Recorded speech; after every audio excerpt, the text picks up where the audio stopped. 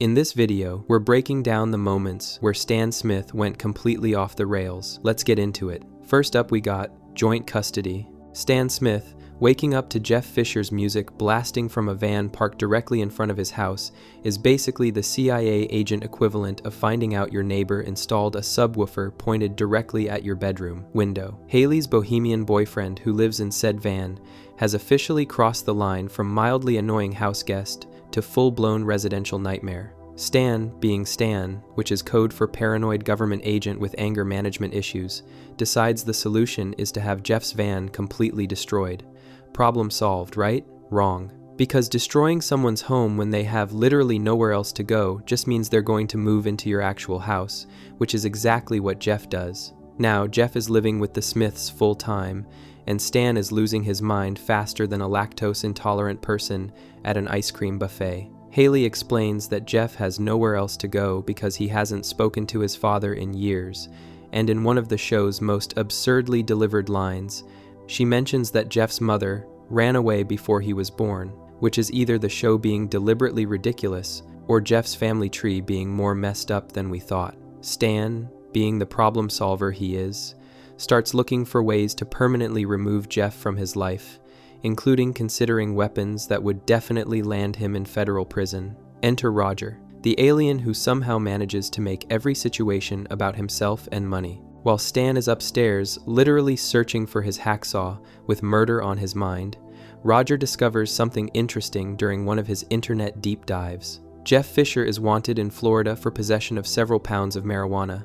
He made bail and then skipped town, which means there's a bounty on his head, a big, cash money bounty. Roger sees dollar signs, specifically the kind that can buy more wigs and costumes for his ever-growing disguise collection, and suddenly he's very interested in helping Stan get rid of Jeff. Not because he cares about Stan's sanity or Haley's questionable boyfriend choices, but because he wants that reward money. Stan decides to take matters into his own hands before Roger can swoop in and claim the bounty. He convinces Jeff to get in the car by telling him they're going to a baseball game. Jeff, being Jeff, which means trusting to the point of concerning naivety, gets genuinely excited about this father-son bonding moment. During the drive, Jeff opens up to Stan about his past, mentioning that he's been in some trouble before and hasn't talked to his father in years because he's afraid of disappointing him. This is basically Jeff pouring his heart out while Stan is actively driving him to his arrest, which is the kind of betrayal that would make Judas say,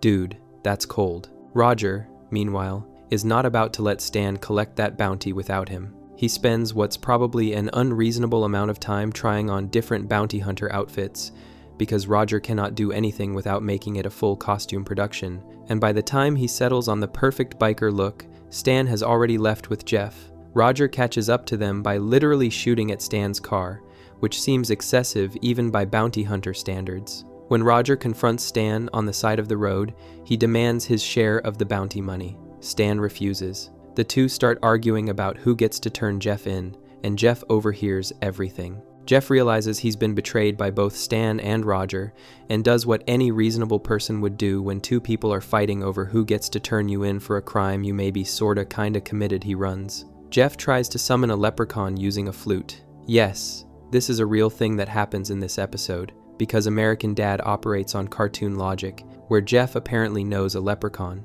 but the leprechaun doesn't show up. Stan disables Roger's motorcycle and chases after Jeff, leaving Roger stranded and furious. Jeff manages to escape and heads to his father's farm in Raleigh, North Carolina. He calls Haley and tells her what happened, and she immediately enlists Francine to help save Jeff from Stan's bounty hunting mission. Klaus, the family's German goldfish, who somehow has access to phones, overhears this conversation and makes a deal with Stan. Klaus tells Stan exactly where Jeff is located in exchange for Stan agreeing to take an old Western photo with him. Klaus also calls Roger and tells him the same information because Klaus apparently enjoys chaos. Back at the Smith house, Francine and Haley are ready to drive to North Carolina to stop Stan, but they hit an immediate problem. Francine cannot find her car keys. They search everywhere with zero success. Steve, their nerdy teenage son, volunteers to hotwire the car for them. This seems like a reasonable solution until Steve actually attempts it and gets massively electrocuted. The shock is bad enough that Steve starts claiming he can see things. including the location of the missing keys. Francine thinks Steve is just delirious from the electrical accident, which, fair assessment, but the medical workers and firefighters who show up become convinced that Steve has gained legitimate psychic powers from the electrocution. Stan arrives at Henry Fisher's farm in North Carolina and immediately grabs Jeff by the throat, subtle as always. Jeff begs Stan to let him spend just one night with his father before being taken away. Stan agrees, probably because even he realizes that denying someone a final meal with their dad before jail is villain-level cruel. That evening, Stan sits down for dinner with Jeff and Henry Fisher, and this is where things get uncomfortable. Henry starts going on these long speeches about how proud he is of Jeff, talking about all of Jeff's supposed accomplishments and wonderful qualities. The problem is that Henry is being massively, obviously sarcastic about the entire thing. Every compliment is dripping with contempt. Jeff is too oblivious to pick up on the sarcasm because Jeff's awareness level hovers somewhere around Golden Retriever, but Stan immediately recognizes that Henry is being a complete jerk to his own son. That night, Stan confronts Henry in the barn about the way he treats Jeff. Stan tells Henry that he's being unnecessarily cruel and harsh. Henry gives some excuse about being too hard on Jeff. Then Roger shows up, because of course he does. Klaus gave him the address too. And Roger immediately reveals to Henry that his son is wanted for marijuana transportation, and there's a bounty on his head. Henry's response to learning his son is in legal trouble? He pulls Roger's gun on both Roger and Stan, ties them up, and announces that he's going to turn Jeff in himself to collect the reward money. Father of the Year material right here. But wait, the betrayal gets worse. Henry drops a massive truth bomb on Stan and Roger while they're tied up and helpless. The marijuana that Jeff was busted for transporting, Henry grew it himself on his farm. He gave it to Jeff and sent him to Florida to deliver it, but Jeff had absolutely no idea he was transporting drugs. Jeff thought he was just doing his dad a favor by driving something to Florida. Henry set up his own son to be a drug mule without his knowledge, which is the kind of parenting that makes Stan's overbearing CIA tactics look reasonable in comparison. Henry leaves Stan and Roger tied up in the barn and takes off with Jeff, telling his son that he knows about the drug incident but promises to prove Jeff's innocence. This is obviously a lie since Henry plans to collect the bounty money himself. Stan and Roger are stuck, tied up in a barn that's completely filled with marijuana plants. Roger, in a moment of desperation mixed with terrible decision-making, sets the barn on fire so they can escape in the confusion. They do manage to escape, but there's one tiny problem. Burning an entire barn full of cannabis plants means Stan and Roger are now inhaling massive amounts of marijuana smoke. They get extremely high without even realizing what's happening at first. Stan thinks they're doing these sweet maneuvers from that movie Backdraft, the 1991 firefighting film starring Kurt Russell, but they're actually just stumbling around in a smoke-filled barn acting like complete idiots. They somehow make it to a convenience store where Roger buys an absurdly heavy bag of cat food because he's convinced he'll float away without the weight. This is the kind of logic that only makes sense when you're incredibly high, which they definitely are. The two of them get in their car and start driving toward Florida while blasting Night Ranger's Sister Christian, because nothing says rescue mission like 1980 seconds power ballads. Eventually, Stan realizes they're both inebriated from the marijuana smoke. They approach a DWI checkpoint, which is basically the worst possible scenario when you're driving while high from accidentally hotboxing yourself in a burning barn. Stan refuses to turn back though, because he's had a realization. Stan didn't know his own father growing up. In a flashback, young Stan asks his dad to play with him, and his dad doesn't even recognize him, and he feels a genuine connection and sympathy for Jeff's situation. Stan sees himself in Jeff, a kid with a terrible father who deserves better. They go through the checkpoint anyway and end up in a high-speed police chase, because adding fleeing from law enforcement while intoxicated to the list of crimes in this episode seems perfectly on brand. They somehow make it all the way to Florida, but they're too late. Henry Fisher has already turned Jeff in and collected the bounty money.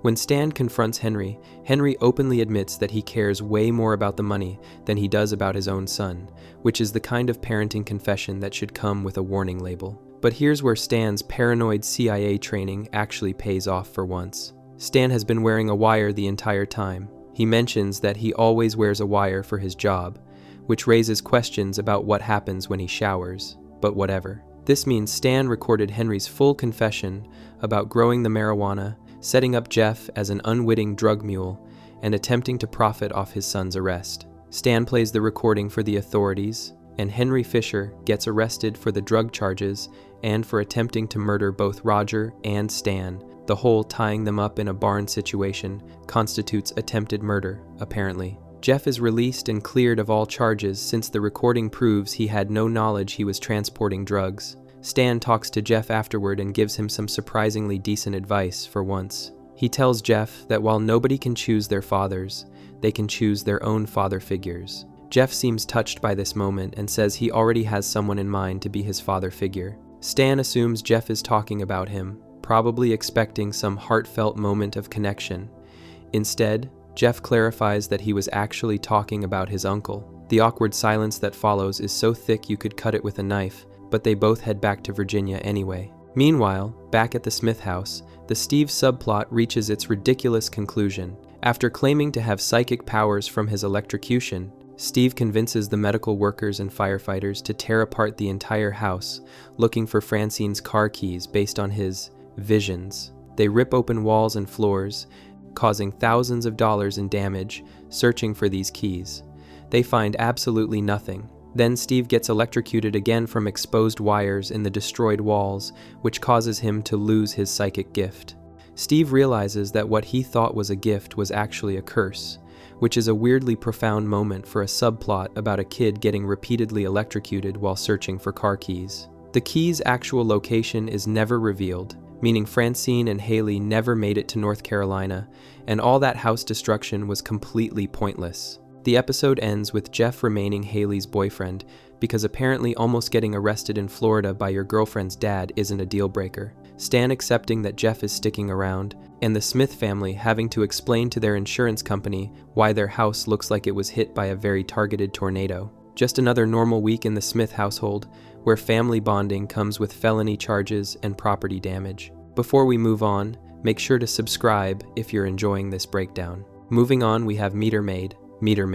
Getting rejected from the neighborhood parade of homes is basically the suburban equivalent of finding out you weren't invited to the cool kids party, except instead of teenagers, we're talking about middle-aged homeowners who take their property values way too seriously. Francine Smith finds herself on the receiving end of this particular humiliation when the neighborhood committee completely bypasses her house for the prestigious home tour. She falls into a depression that can only be described as housewife existential crisis, which Stan tries to fix by taking her out for a fancy dinner because nothing says, "I understand your emotional needs," like throwing money at the problem. They arrive at some upscale restaurant where the maitre d' takes one look at Stan and Francine and basically says, "Absolutely not," without actually using those words. They get rejected harder than a credit card with a maxed out limit. Stan, being a CIA agent who's used to getting his way through intimidation and federal authority, takes this rejection about as well as you'd expect, which is to say,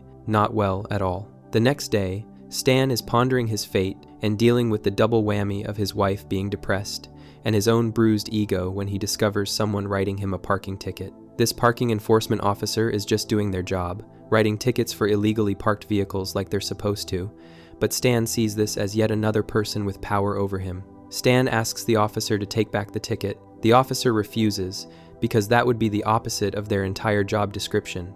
Stan's response to this reasonable refusal is to physically assault a parking enforcement officer, which is the kind of overreaction that should come with a mandatory anger management referral. This lands Stan in court, where instead of going to jail for battery, which seems like the logical outcome for beating up a government employee, he gets sentenced to community service as a meter maid. The judge apparently thought the most fitting punishment for a CIA agent who attacked a parking officer was to make him become a parking officer, which is either poetic justice or just really weird sentencing. Stan starts his new job completely humiliated. Here's a guy who works for the Central Intelligence Agency, deals with international espionage and national security threats, and now he's walking around with a little ticket book writing citations for expired parking meters. This is like making a brain surgeon work at a fast food restaurant, except the brain surgeon didn't assault anyone to get there. But Stan quickly discovers something interesting about his new position. Being a meter maid gives him way more power than he ever imagined. He can write tickets, he can call for tows, he can make people's lives miserable with basically zero oversight. This is dangerous knowledge for someone like Stan, who has repeatedly demonstrated that giving him any amount of authority leads directly to abuse of that authority. Stan figures out how to leverage his new parking enforcement powers to get their house into the parade of homes. How exactly does a meter maid force a neighborhood committee to include your house in their tour? The episode doesn't spell it out completely, but we can assume Stan used his ticket writing abilities and towing threats to coerce the right people, which is corruption, but we're calling it aggressive networking.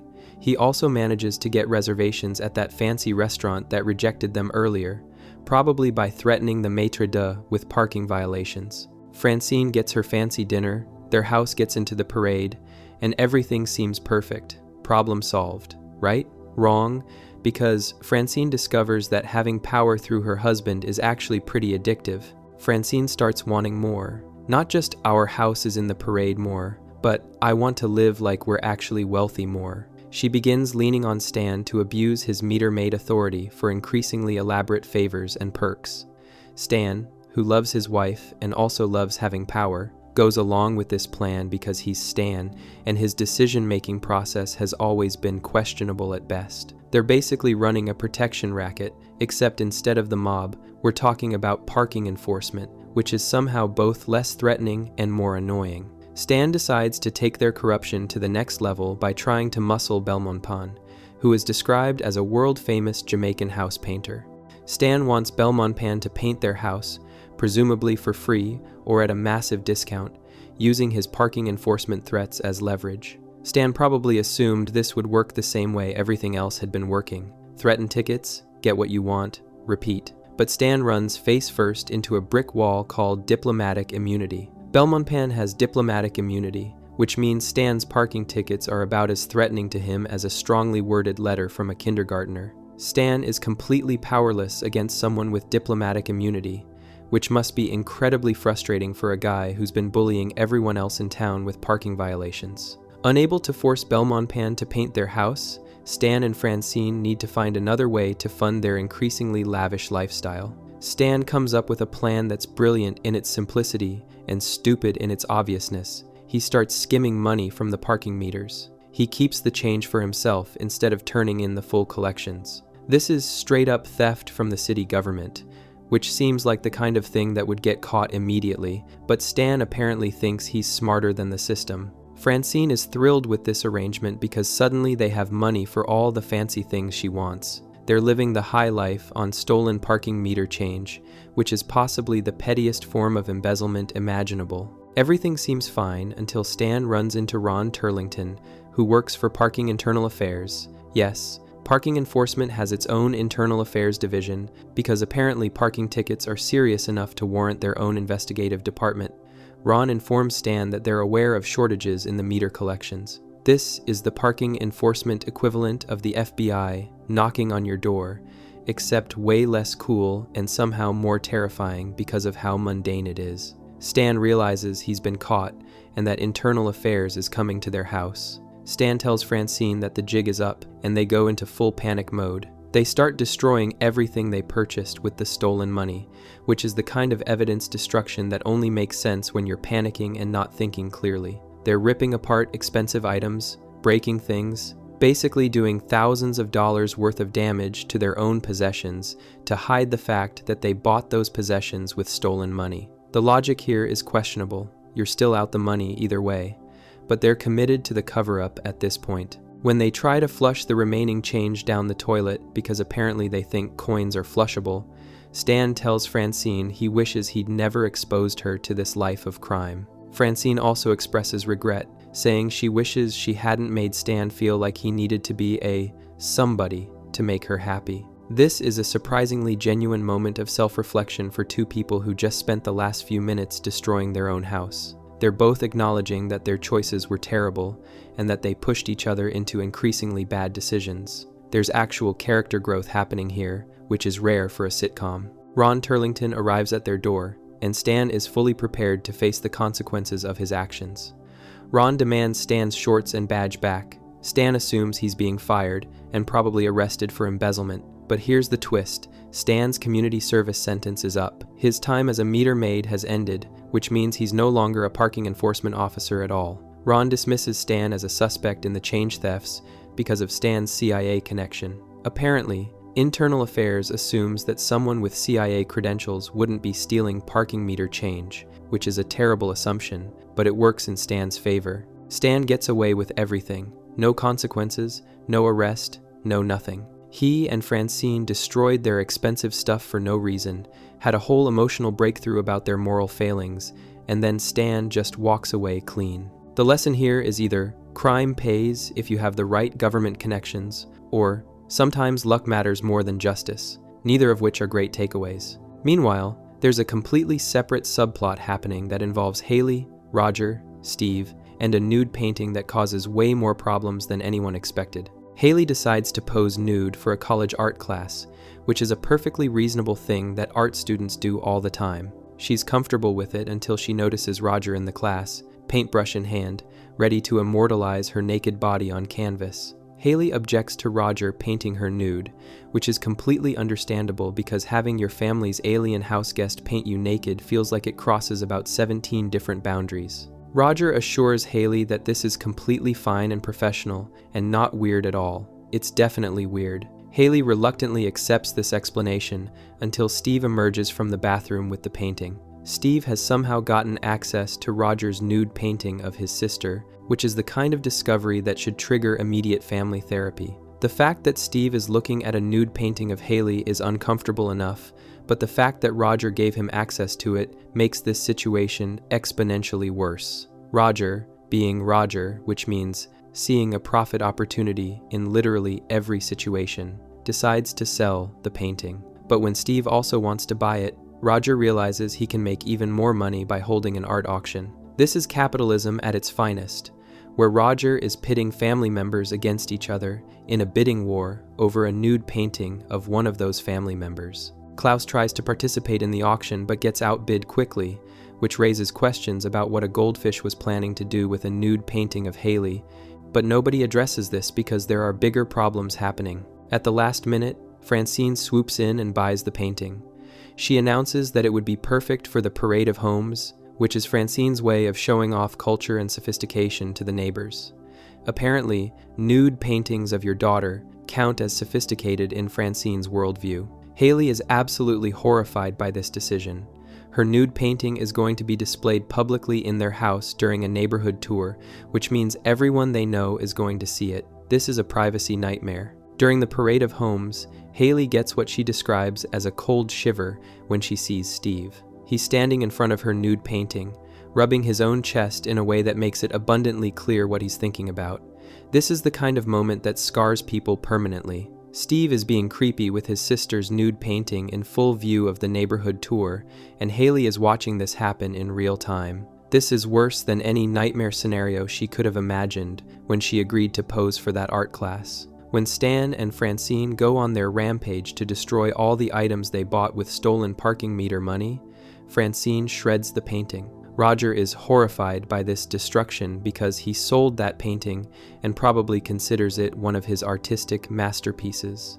Steve eventually finds out that the painting was of Haley. He's shocked at first, which is a reasonable response to discovering you've been inappropriate with a painting of your sister, but then Steve dismisses it by saying that no one knew what he was doing with the painting. Steve's logic is that if nobody witnessed his behavior, then it didn't really happen, which is objectively terrible reasoning but tracks for Steve's character. Roger, never one to let someone off easy, tries to convince Steve that everyone knows what he did. Roger tells Steve that all of his dead relatives, God himself, and James Doohan as Scotty from Star Trek all witnessed Steve's inappropriate behavior with the painting. Roger is trying to guilt Steve into thinking he needs to kill himself, which is dark even by Roger's standards. This is psychological warfare disguised as moral judgment, and Roger is delivering it with the kind of enthusiasm that suggests he's really enjoying himself. Haley, having reached her limit with Roger's manipulation, attacks and knocks him out. This is Haley's way of ending the subplot,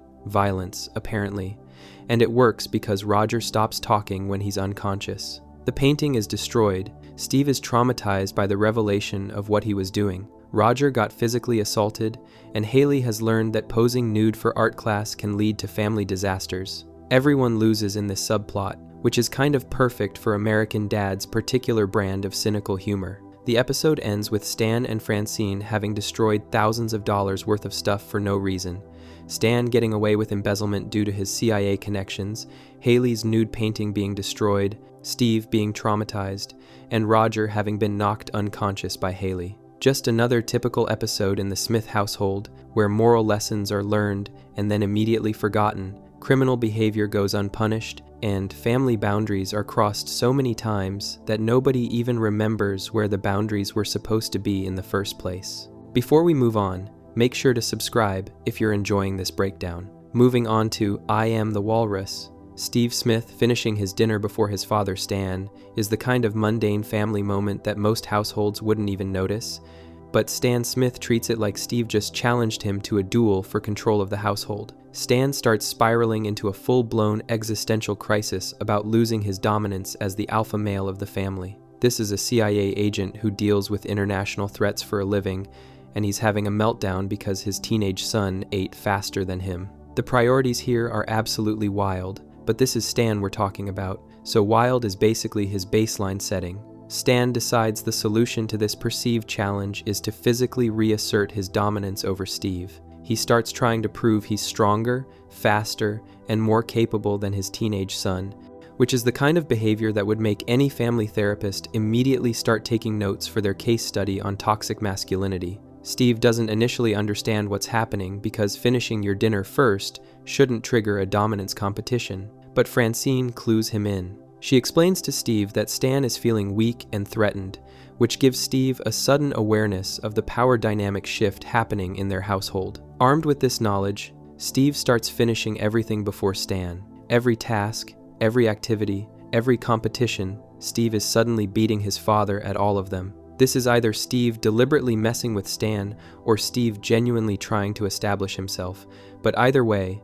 Stan is losing his mind watching his son outperform him repeatedly. Stan is watching his position as household alpha crumble faster than a sandcastle at high tide, and he's desperately searching for some way to maintain his dominance. Then Stan has a realization that's both brilliant and deeply uncomfortable. He can still mate, but Steve can't, because Steve is a virgin. This becomes Stan's trump card in the dominance game. Stan decides to put on a display for Steve, which the episode describes but doesn't detail, thank goodness, because whatever mating display Stan performed for his son is something nobody wants to visualize. This display is apparently effective enough that Steve retreats, acknowledging that Stan has found one area where he still has dominance. The fact that Stan's winning strategy in a father-son dominance battle is, I have sex and you don't, is exactly the kind of weird flex that perfectly captures Stan's character. Steve, having been defeated by his father's sexual status,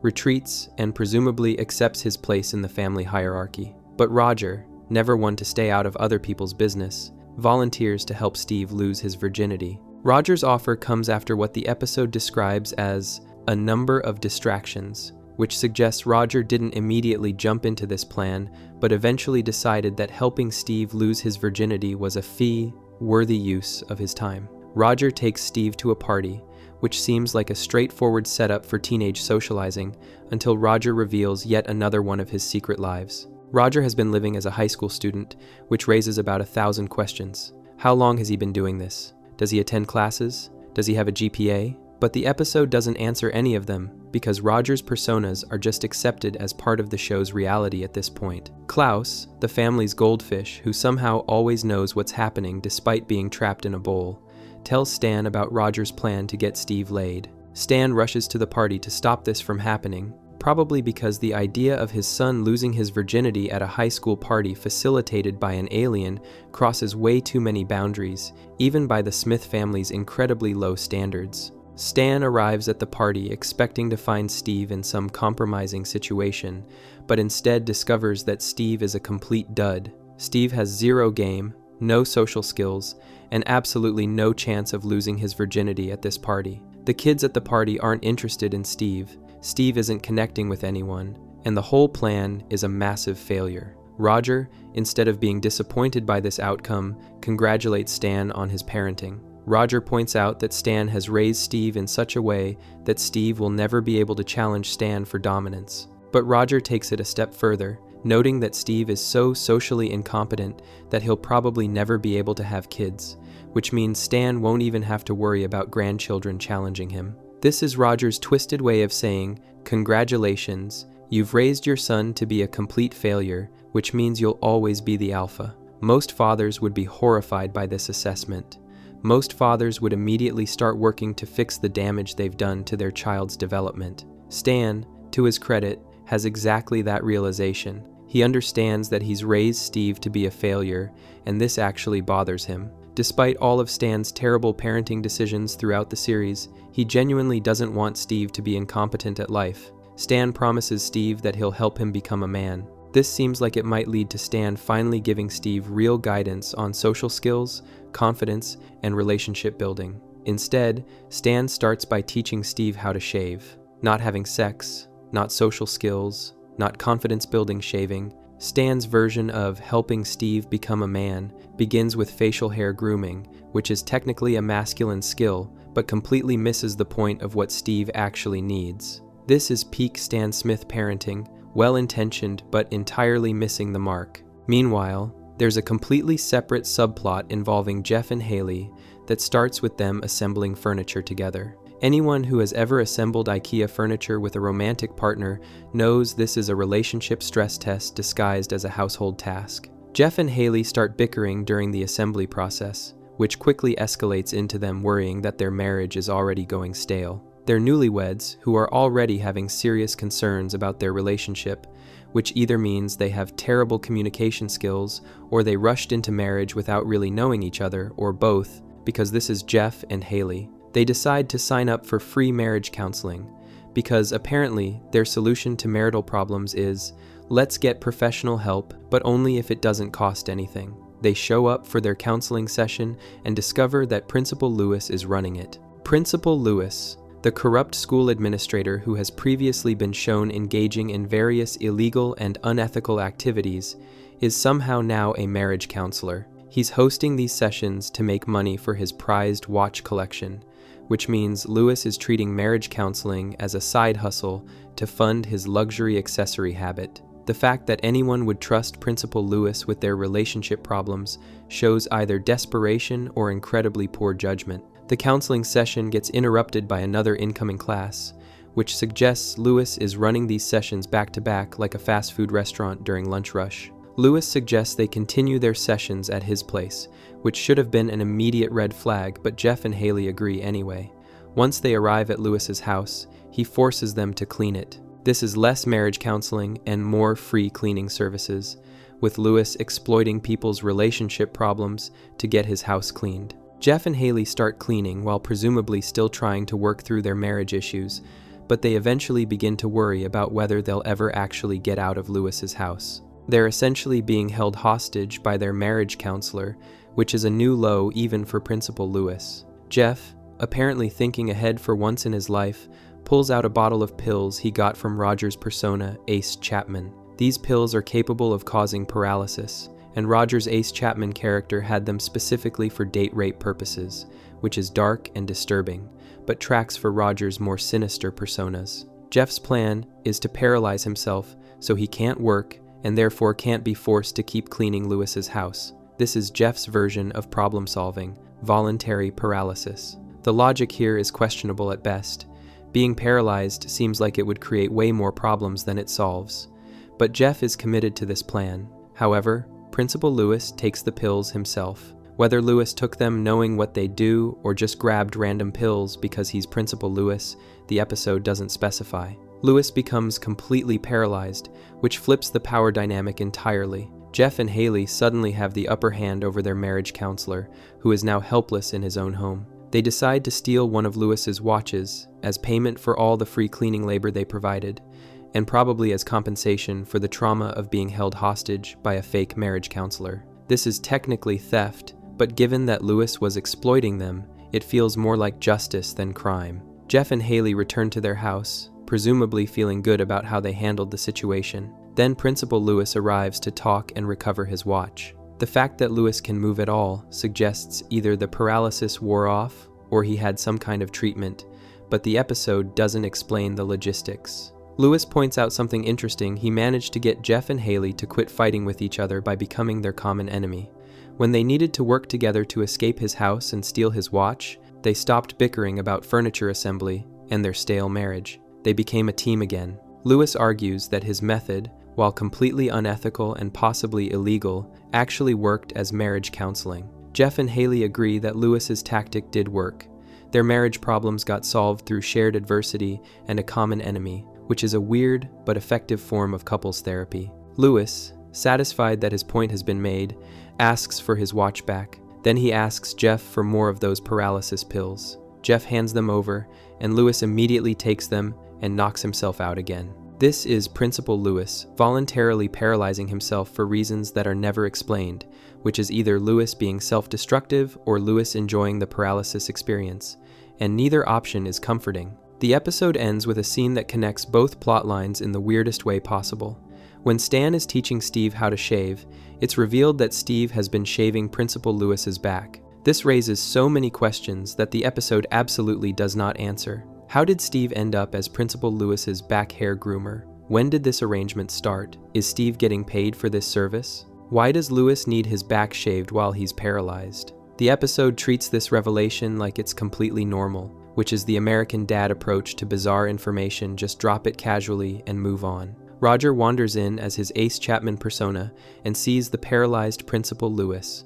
Roger offers to take over from there and starts dragging Lewis's body away. Where is Roger taking Lewis's paralyzed body? What is Roger planning to do with him? Is this somehow related to the paralysis pills that came from Ace Chapman in the first place? None of these questions get answered because the episode ends right there, leaving the audience to imagine whatever disturbing scenario Roger has planned for the unconscious school principal. The episode wraps up with Stan having learned that he's been raising Steve to be a failure, but only addressing this with shaving lessons. Jeff and Haley having accidentally fixed their marriage through theft and shared trauma, and Principal Lewis being dragged off by Roger while paralyzed. Just another day in the Smith household, where dominance competitions are solved with sex displays, marriage counseling involves forced labor, and backshaving connects multiple storylines in ways that make zero sense but somehow work anyway. The lesson here is either family dynamics are weird and complicated, or Roger should not be trusted with anyone's unconscious body. And honestly, both lessons are equally valid. Before we move on, make sure to subscribe if you're enjoying this breakdown. Moving on, we have For Black Eyes Only. This episode opens with a recap of Tearjerker, which is necessary because this is part 2 of what American Dad calls the Tearjerker saga. These episodes are James Bond parodies where the regular American Dad characters play spy movie versions of themselves. Stan Smith becomes Agent Smith, subtle naming there. Roger plays the villain Tearjerker, and everyone else gets their own spy movie character names that range from clever to ridiculous. Agent Smith gets a call from B, who is Avery Bullock playing the M character from James Bond, because every spy parody needs a boss character giving missions.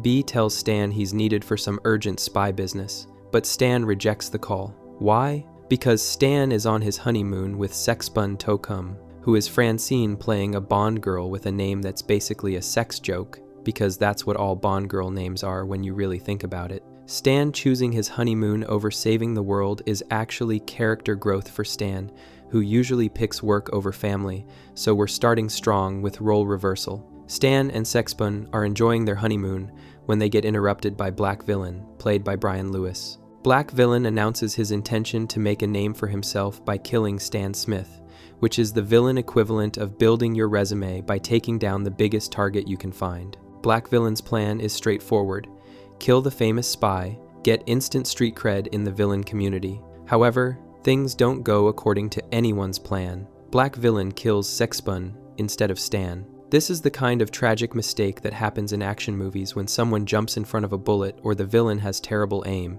and now Stan's honeymoon has ended with his bride being murdered. This is worse than finding out your hotel has bed bugs. The episode jumps forward a year. Stan is working as a construction laborer in Ireland, which is the spy movie version of depressed protagonist doing manual labor in a foreign country after tragedy. This is a classic trope where the hero drops out of the spy game and tries to live a normal life, usually involving physical labor and heavy drinking. B tracks Stan down and finds him at the construction site. B offers Stan a chance to avenge Sexpun's death by going after Black Villain. This is B's version of getting Stan back in the game, and it works because revenge is a powerful motivator, and also because Stan can't sustain a construction career for more than a few scenes. Stan returns to the spy world and starts gathering intelligence on Black Villain.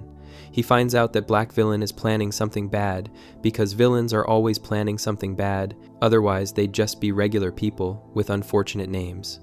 But Stan discovers he needs help from someone who also wants revenge on Black Villain. That someone is Tearjerker, Roger's villain character from the first Tearjerker episode. Tearjerker wants revenge because Black Villain betrayed him, which means Stan needs to team up with a former enemy to take down a current enemy. This is the enemy of my enemy is my friend principle that drives about 60% of action movie plots. Stan sets out to Easter Island, where Tearjerker is being held in a subterranean prison. Easter Island is famous for its giant stone heads, but apparently it also has underground maximum security prisons for cartoon supervillains.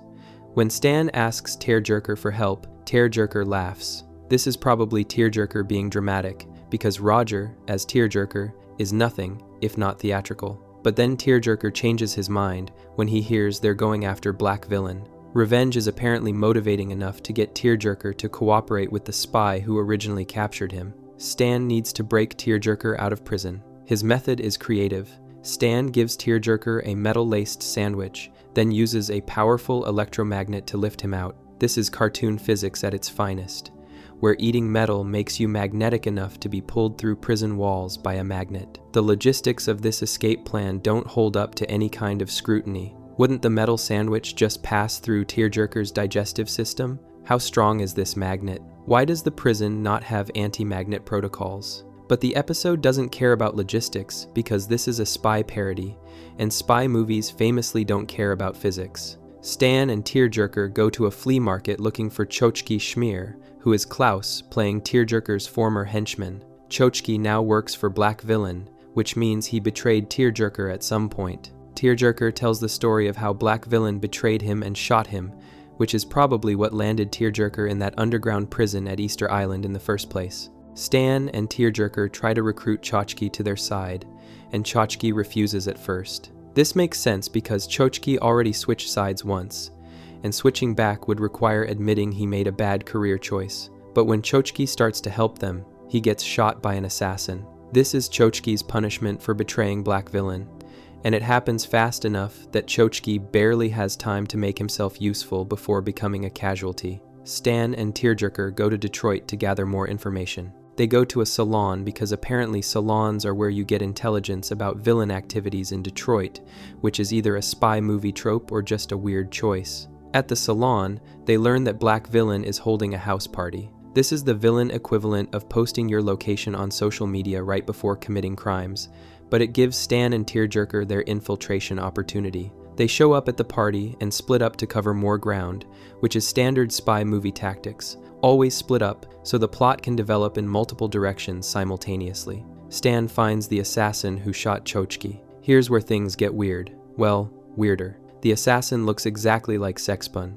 except she's black. This is not Stan seeing things or having PTSD flashbacks.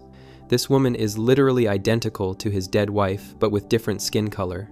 Stan gets knocked out and captured by Black Villain, who reveals the truth. He cloned Sexpun and created Sexpunekwa, which is Sexpun's name, but with a different pronunciation, spelling to indicate she's the black version. Black Villain has basically created an evil clone assassin of Stan's dead wife, which is either brilliant villainy or deeply messed up, or both. Black Villain drags Stan off to his secret lair in an abandoned factory. Every good villain needs a secret lair, and apparently Black Villain chose an abandoned factory in Detroit, which is budget-conscious villainy. Real estate is probably cheap in abandoned Detroit factories. Black Villain has Stan tied up and placed on a conveyor belt, which is the classic villain death trap setup. While Stan is slowly moving toward his doom, Black Villain starts monologuing about his evil plan. This is the required villain exposition scene where the bad guy explains everything instead of just killing the hero immediately. Black Villain's plan is gloriously stupid in its specificity. He wants to melt the ice caps, but save his street in Detroit and turn it into beachfront property. This is not a plan for world domination or unlimited wealth or power. This is a plan to get a nice beach view from his house in Detroit. Black Villain is willing to flood the planet and kill millions of people just to upgrade his property value. This is supervillain logic taken to its most absurd conclusion, where the scale of destruction is massive, but the personal benefit is incredibly small and petty. Tearjerker arrives at the factory, and Stan probably thinks he's being rescued. Wrong. Tearjerker reveals that he's double-crossed Stan. This is Tearjerker going back to being a villain after their temporary alliance, because Tearjerker is ultimately still a bad guy who can't be trusted. Stan should have seen this coming because you can't trust villains, even when they promise to help you, but he apparently didn't have a backup plan for the inevitable betrayal. At the abandoned factory, Tearjerker and Sexpuniqua show Stan exactly how they plan to kill him. Meanwhile, Black Villain is out shopping for a surge protector for his ice-melting plan. This is the kind of detail that makes this parody work. The villain is executing a global catastrophe plan,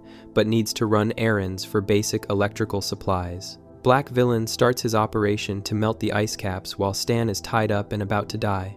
This is the ticking clock moment where everything is happening at once, and the hero needs to escape before it's too late. Stan tries to jog Sexpuniqua's memory of their love, which is the power of love conquering all approach that works in movies but probably shouldn't work on a clone who technically never experienced those memories firsthand. Stan is about to give up when he remembers something specific. Sexpun used to like sucking his feet. This is the most ridiculous character detail that somehow becomes the key to saving the day. Stan takes off his shoes and one of his socks, just one sock for some reason, and Sexpuniqua reluctantly falls for the lure. The foot-sucking fetish is apparently hard-coded into her clone DNA, which is not how cloning works but makes for great comedy. Sexpuniqua regains her memory through foot contact, which is either the power of love or the power of very specific fetishes. Tearjerker tries to point out the logical flaws in this memory recovery because there are so many logical flaws in clones regain original memories through foot-sucking, but he fails to convince anyone. Tearjerker gives up arguing and goes to join Black Villain. Black Villain reveals that he also cloned Tearjerker. There are now two Tearjerkers, the original and the clone. This is Black Villain's backup plan, or his insurance policy, or just his way of being extra, but now there are multiple versions of the same character in the same scene. The two Tearjerkers start fighting each other, because apparently clones and originals can't coexist peacefully. Then they start making out with each other, because Roger kissing Roger is exactly the kind of weird moment this show would include. Then they kill each other, which solves the double Tearjerker problem through mutual destruction. The clone subplot resolves itself through clone-on-clone violence, which is convenient for Stan but probably traumatic for anyone watching. Just as the tidal wave from the melted ice caps approaches, Black Villain halts the approaching waters. How? By unplugging the hair dryers. Black Villain's ice-melting plan apparently involves hair dryers, which is the most low-budget supervillain plan imaginable. This is the villain equivalent of using a magnifying glass to burn down a forest, or using a microwave to create an earthquake. It shouldn't work at a planetary scale, but this is a cartoon spy parody, so the physics don't matter as long as the comedy works. A helicopter arrives, flown by S, who is Steve Smith playing a Q-like tech support character because every spy agency needs a gadget person. The helicopter has a magnet attached, which is a callback to the magnet that broke Tearjerker out of prison earlier. Stan has Sexpuniqua grab Tearjerker, and they both get lifted to safety by the magnet helicopter. While they're being lifted away, Stan plugs the hairdryers back in, restarting the tidal wave. This sends the water crashing over Black Villain, who gets washed away by his own plan. This is poetic justice, where the villain dies by their own weapon, which is another spy movie trope. Sexpuniqua realizes that she and Stan just rescued Tearjerker after he betrayed them, which is a fair point. Why are they saving the guy who tried to kill them? Sexpuniqua makes an executive decision and plunges Tearjerker into the waters below.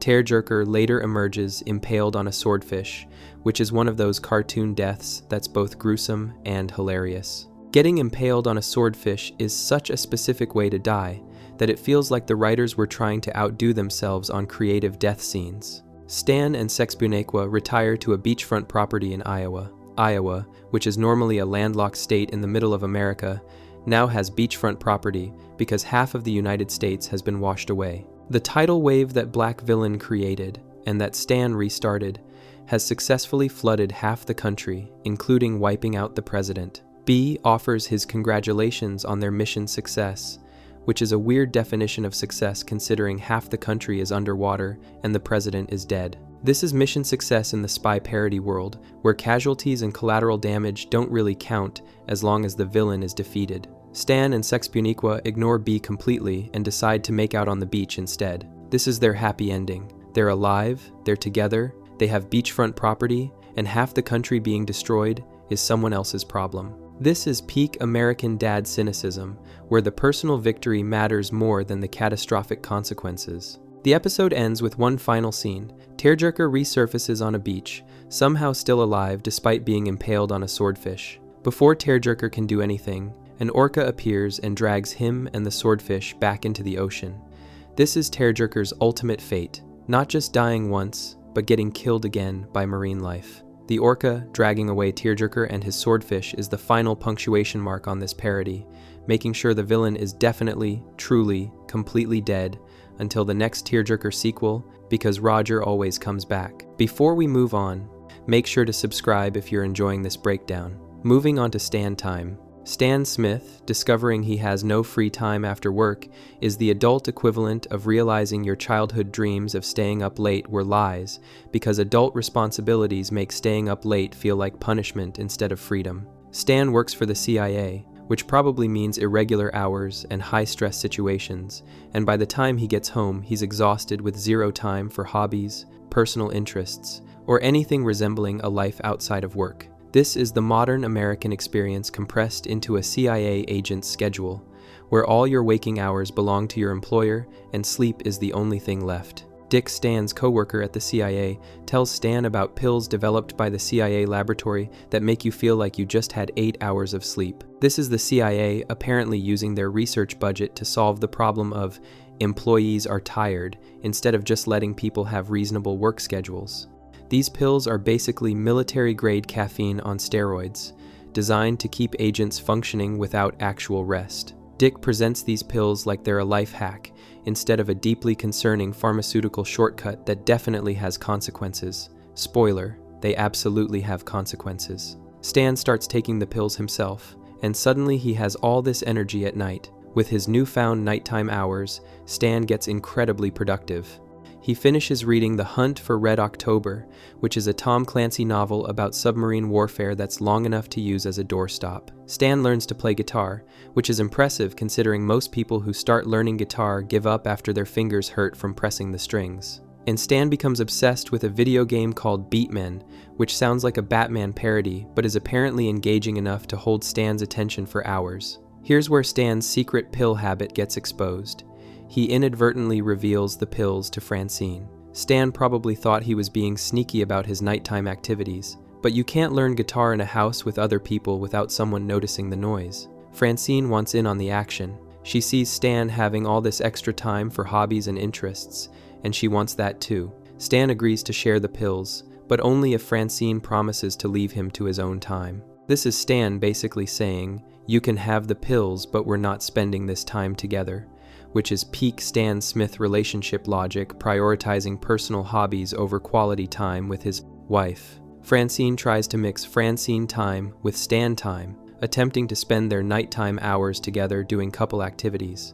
Stan refuses. He wants his time to remain his time, completely separate from Francine's time. This is the opposite of what most marriage counselors would recommend, but Stan is committed to maintaining his personal space even when they're both awake at the same time in the same house. Francine realizes that Stan wanting completely separate lives during their bonus waking hours reveals something uncomfortable about their relationship, but that's a problem for later. Francine then has a different realization. She has no interests of her own. This is Francine confronting the reality that she's defined herself entirely through her family and hasn't developed personal passions or hobbies. This moment of self-awareness hits different when you realize Francine has been a housewife for years and might have lost track of who she is outside of being Stan's wife and the kid's mother. But instead of spiraling into an existential crisis, Francine does something productive with this realization. Francine discovers an interest in fish and begins studying marine biology. This is Francine going from zero to marine biology researcher, which is quite a leap, but apparently the pills give her enough focus and energy to power through the learning curve. She starts researching seriously, reading scientific papers, learning about ocean ecosystems, and specifically focusing on the colossal squid. The colossal squid is one of the largest and most mysterious creatures in the ocean, rarely seen by humans, and perfect subject matter for someone looking to make a name for themselves in marine biology. Francine's interest and research lead to a published article in a scientific journal of note. This is Francine going from housewife with no interests to published marine biologist, which normally takes years of education and research, but apparently happens much faster when you're running on CIA no-sleep pills. Her article focuses on theories about the habitat of the colossal squid, suggesting new ideas about where these creatures live and why they're so hard to find. Her article gets so much praise and recognition that Francine becomes internationally recognized in the marine biology community. This is like someone starting a blog and accidentally becoming a world expert in their field within weeks. Francine gets invited on an expedition to locate the colossal squid.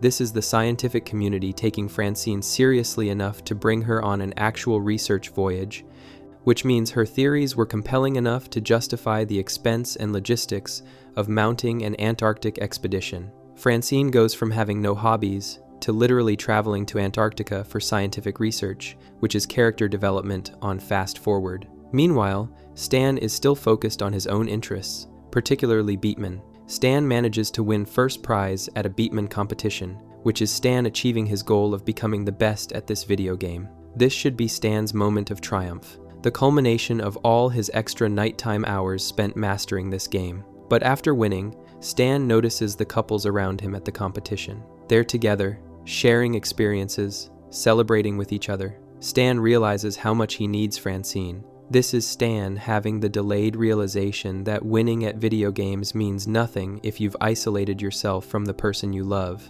Stan decides he needs to go to Francine immediately. The problem is that Francine is in Antarctica, which is literally the most remote continent on Earth. Stan's solution? He walks to Antarctica in a scuba suit. This is Stan's grand romantic gesture, walking what must be thousands of miles in full diving gear to reach his wife. The logistics of this journey are never explained. How long did this take? Did he walk through multiple countries? Did he swim parts of it? How did he survive? But the episode treats this like a reasonable course of action because this is American Dad, and physics are suggestions. Stan arrives in Antarctica, where Francine and her research crew have actually found the colossal squid. This is Francine achieving her scientific goal, locating one of the ocean's most elusive creatures and proving her theories correct. This should be Francine's greatest professional moment. But then, Stan shows up and shoots the colossal squid in a panic. Stan just killed the subject of Francine's research, destroying her crew's mission objective and probably the only colossal squid anyone will see for years. This is Stan's romantic gesture, resulting in the destruction of Francine's scientific achievement, which is maybe the most Stan thing possible. Stan expresses his need for Francine, giving her the emotional confession she probably wanted to hear weeks ago before she became an internationally recognized marine biologist. Francine has to make a choice: admit to her crew that they found the squid,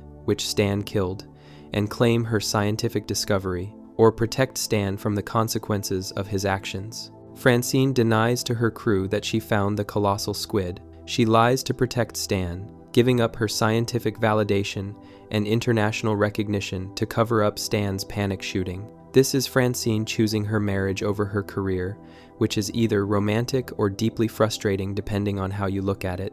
The episode never addresses the obvious problem with all of this. Both Stan and Francine have been taking pills that eliminate the need for sleep, and this definitely has health consequences. The human body needs actual sleep, not just the feeling of being rested. They're probably both experiencing severe sleep deprivation symptoms, possibly hallucinations, and definitely some form of addiction to these pills. The episode treats the pills like a life hack that simply ended when the plot needed it to end, but realistically, Stan and Francine probably need medical intervention and possibly therapy. The subplot involves Roger and Steve attempting to write porn films, which is exactly as uncomfortable as it sounds, given that Steve is a teenage boy and Roger is an alien living in Steve's house. Roger has old-school ideas involving pizza delivery boys, which is Roger pulling from classic porn tropes about service workers showing up to someone's house and immediately getting propositioned. Steve has far-out sci-fi ideas involving robots, which is Steve's nerdy imagination trying to make porn more conceptually interesting by adding science fiction elements. They pitch both ideas to a producer and fail to get approval twice. Roger and Steve go to a diner to try visualizing their script ideas. They're desperately trying to come up with something that will work, brainstorming different scenarios and angles. While they're doing this, two young blonde waitresses start having sexual relations right there in the diner. This is exactly the kind of spontaneous scenario that would work perfectly in a porn film, happening directly in front of two people trying to write a porn script.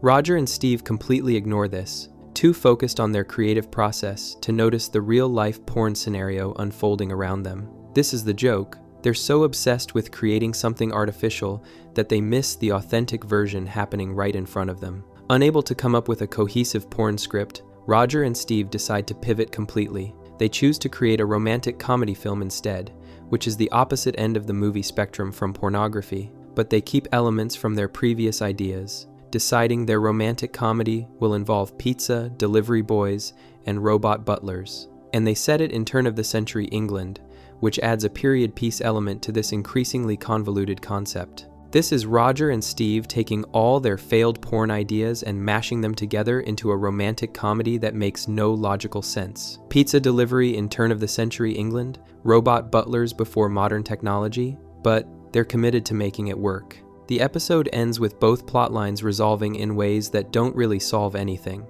Stan and Francine presumably stop taking the pills and go back to their normal sleep-deprived lives with no free time, having learned that trying to steal extra hours from the day leads to isolation and squid murder. Roger and Steve abandon porn for romantic comedy, though their new concept is so bizarrely mixed up that it probably won't work either. Nobody faces real consequences for their actions. The colossal squid is dead, Francine's research is ruined, Stan and Francine probably have health problems from sleep deprivation, but this is American Dad, where consequences are optional and lessons learned are temporary at best. The real lesson here is that trying to artificially extend your waking hours through drugs just delays problems instead of solving them. Stan wanted more free time, but used it to isolate himself from his family. Francine wanted her own identity, but achieved it only through chemical enhancement. Both of them made temporary gains that fell apart the moment real life intervened. And somewhere in Antarctica, there's a dead colossal squid that died because a CIA agent walked to the South Pole in a scuba suit and panicked. Just another normal episode where the Smith family's dysfunction plays out on an international scale with marine biology casualties. Before we move on, make sure to subscribe if you're enjoying this breakdown. Moving on, we have An Apocalypse to Remember. Stan Smith getting humiliated at a banquet honoring African Americans is the kind of opening that raises immediate questions. What did Stan do? How bad was the humiliation? Why was he even there? But the episode doesn't provide details because the humiliation itself is just set up for why Stan is having a terrible morning. The important part is that Stan embarrassed himself in front of his family the night before, and now he's late to work the next day because he's probably still processing the shame. Stan arrives at work in the middle of a nuclear war drill. The CIA runs these drills to prepare for potential nuclear attacks, making sure employees know evacuation procedures and emergency protocols. These drills are supposed to be clearly marked as drills, with announcements and warnings that this is just practice. But Stan shows up late, misses all the context and announcements, and walks into the middle of chaos without understanding what's happening. Stan thinks the nuclear drill is real. He sees people evacuating, hears sirens, and assumes nuclear war has actually started. This is Stan's paranoid CIA training kicking in, where he's been conditioned to expect the worst-case scenario at all times. Instead of asking anyone, "Hey, is this actually happening or is this a drill?" Stan immediately jumps to apocalypse mode and rushes home to evacuate his confused family. Stan tells his family that nuclear war has started and they need to evacuate immediately to the woods. Francine, Steve, and Haley probably have questions. Where are the bombs? Why aren't we seeing any explosions? Shouldn't there be emergency broadcasts? But Stan is in full crisis mode and convinces them this is real. They evacuate to the woods, and Stan tells them they're the only humans left on Earth. This is Stan taking his initial mistake and amplifying it into a full-scale lie about human extinction, which is a much bigger commitment than just there was a nuclear attack. The family is living in the woods, trying to survive what they believe is the post-apocalypse. They're probably eating whatever they can find, dealing with weather and wildlife, and processing the trauma of believing everyone they know is dead. Then Stan gets a phone call from Roger. The fact that Stan's phone works and has service should have been the first clue that civilization hasn't ended, but Stan is too deep in his lie to think rationally. Roger calls and tells Stan that the nuclear war was just a drill, which means Roger either stayed home during the evacuation or figured out it was fake immediately. Stan realizes he made a massive mistake. He panicked during a drill, evacuated his family unnecessarily, and convinced them the world had ended. The reasonable response here would be to admit the mistake, apologize to his family, and take them home. But this is Stan Smith, who has never admitted a mistake in his life if he could avoid it. Instead of coming clean, Stan decides to keep up the charade. He continues pretending that nuclear war happened, and they're the only survivors, which means Stan is now actively lying to his family instead of just being confused. Stan and his family meet a mountain man named Buckle while they're living in the woods. Buckle went to live in the forest 10 years ago because he was afraid of a nuclear apocalypse. This means Buckle has been living off the grid for a decade based on fear and paranoia, which makes him either incredibly prepared or incredibly unstable, probably both. Buckle tells everyone that the people who survived the nuclear fallout became horrible mutants. This is Buckle adding horror movie elements to the apocalypse scenario, giving Stan more material to work with for his lie. Stan, fearing for his role as leader of his apocalypse family, takes them deeper into the woods. This is Stan recognizing that if his family figures out the truth, he'll lose his authority and credibility. He's doubling down on the lie to maintain control, which is Stan's leadership style in a nutshell: maintain power through information control and fear. They go deeper into the forest, farther from civilization, making it harder for his family to accidentally discover that the world is completely fine. Stan goes searching for food because apparently foraging hasn't been going well. He stumbles upon Camp Winnecooper for the Deaf, which is a summer camp for deaf children. Stan sees a camp full of food and supplies and decides to steal from them because Stan's moral compass doesn't work properly even in fake apocalypse scenarios. He's stealing food from deaf children at summer camp, which is such a specifically terrible thing to do that it would be impressive if it weren't so awful. The campers see Stan stealing their food and chase after him. These deaf children, and presumably their counselors, are not about to let some random adult steal their camp supplies, so they pursue Stan through the woods. Stan is running from a group of kids who are completely justified in chasing him since he's literally committing theft. But Francine, Steve, and Haley see Stan being chased, and remembering Buckle's stories about mutants, think Stan is being pursued by nuclear fallout mutants. From their perspective, Stan is being hunted by the horrible, mutated survivors of nuclear war, which would be terrifying if it were true. Francine, Steve, and Haley run out of the forest to help or escape or both.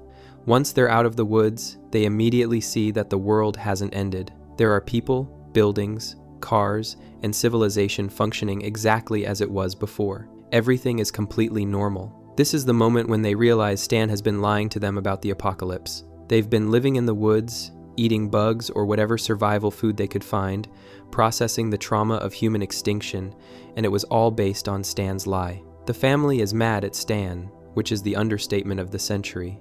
Stan made them abandon their home, live in the forest, believe everyone they knew was dead, and experience apocalypse survival mode, all because he was too proud to admit he showed up late to a work drill. They lose all trust in him and go back home thinking he's a boob. This is the Smith family having a reasonable reaction to Stan's unreasonable behavior, and Stan has destroyed his credibility as a reliable person. Meanwhile, there's a completely separate subplot about Roger's broken blender.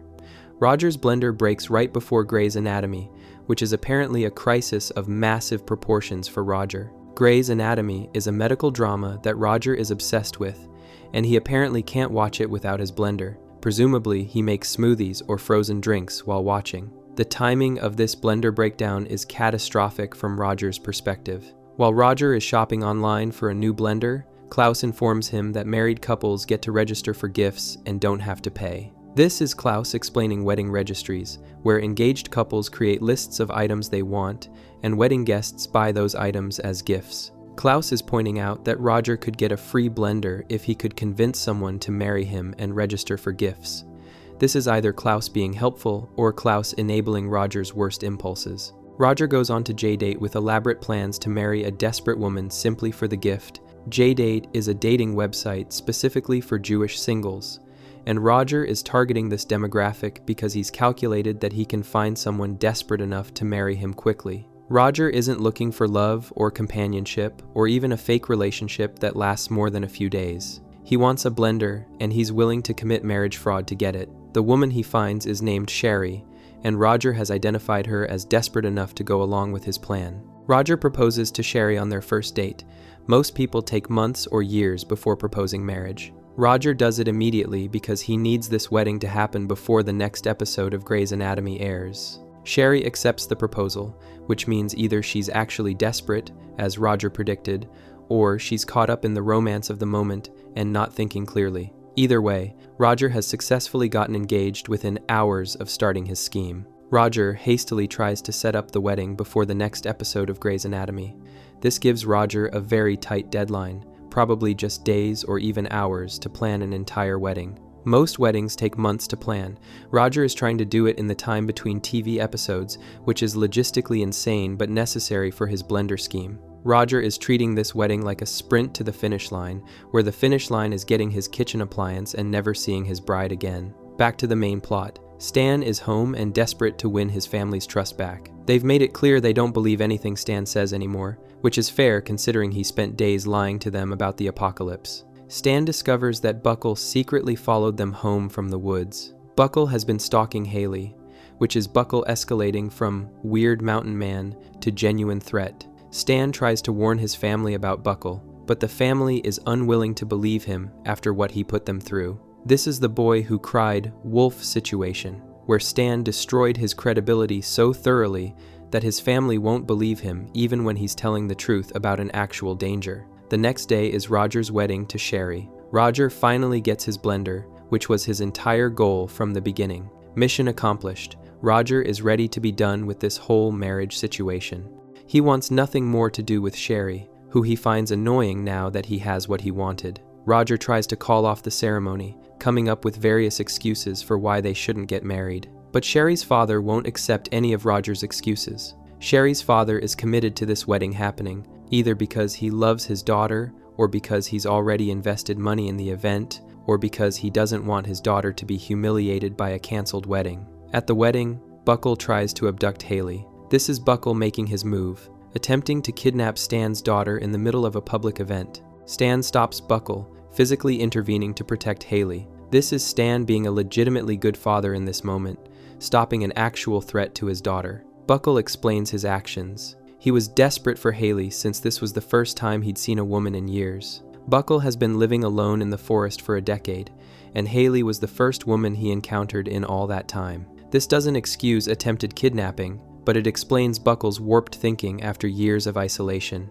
The episode resolves with Buckle and Sherry marrying each other. This is the show pairing off its two problem characters, the mountain man who tried to kidnap Haley and the desperate woman Roger was trying to use for a blender. They marry each other instead of their original partners, Haley and Roger respectively, which solves multiple problems at once. Roger gets out of his fraudulent marriage, Buckle gets a companion so he stops being a threat to Haley, and Sherry gets married, which was apparently her goal. The Smith family comes to trust Stan again after he saves Haley from Buckle. Stan proved he was telling the truth about the danger, and he protected his daughter when it mattered. This doesn't erase the apocalypse lie, but it shows Stan is capable of doing the right thing when genuine threats appear. The family forgives Stan, trust is restored, and everything returns to the Smith household's version of normal, which is never actually normal, but passes for functional in their world. The episode ends with everyone getting what they need. Roger has his blender and can watch Grey's Anatomy in peace.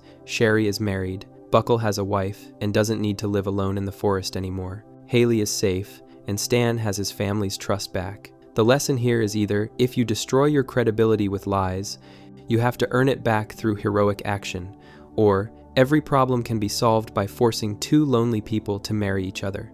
And honestly, both lessons are equally valid in the American Dad universe, where nothing makes sense but everything somehow works out. Before we move on, make sure to subscribe if you're enjoying this breakdown. Moving on to Best Little Horror House in Langley Falls. Stan has been hosting the scariest haunted house in the neighborhood for years. Stan puts together a Halloween haunted house attraction every year. Stan's haunted house has been the best and scariest one in the area. This is something Stan has done successfully for many years. Stan has a reputation for creating the most frightening Halloween experience.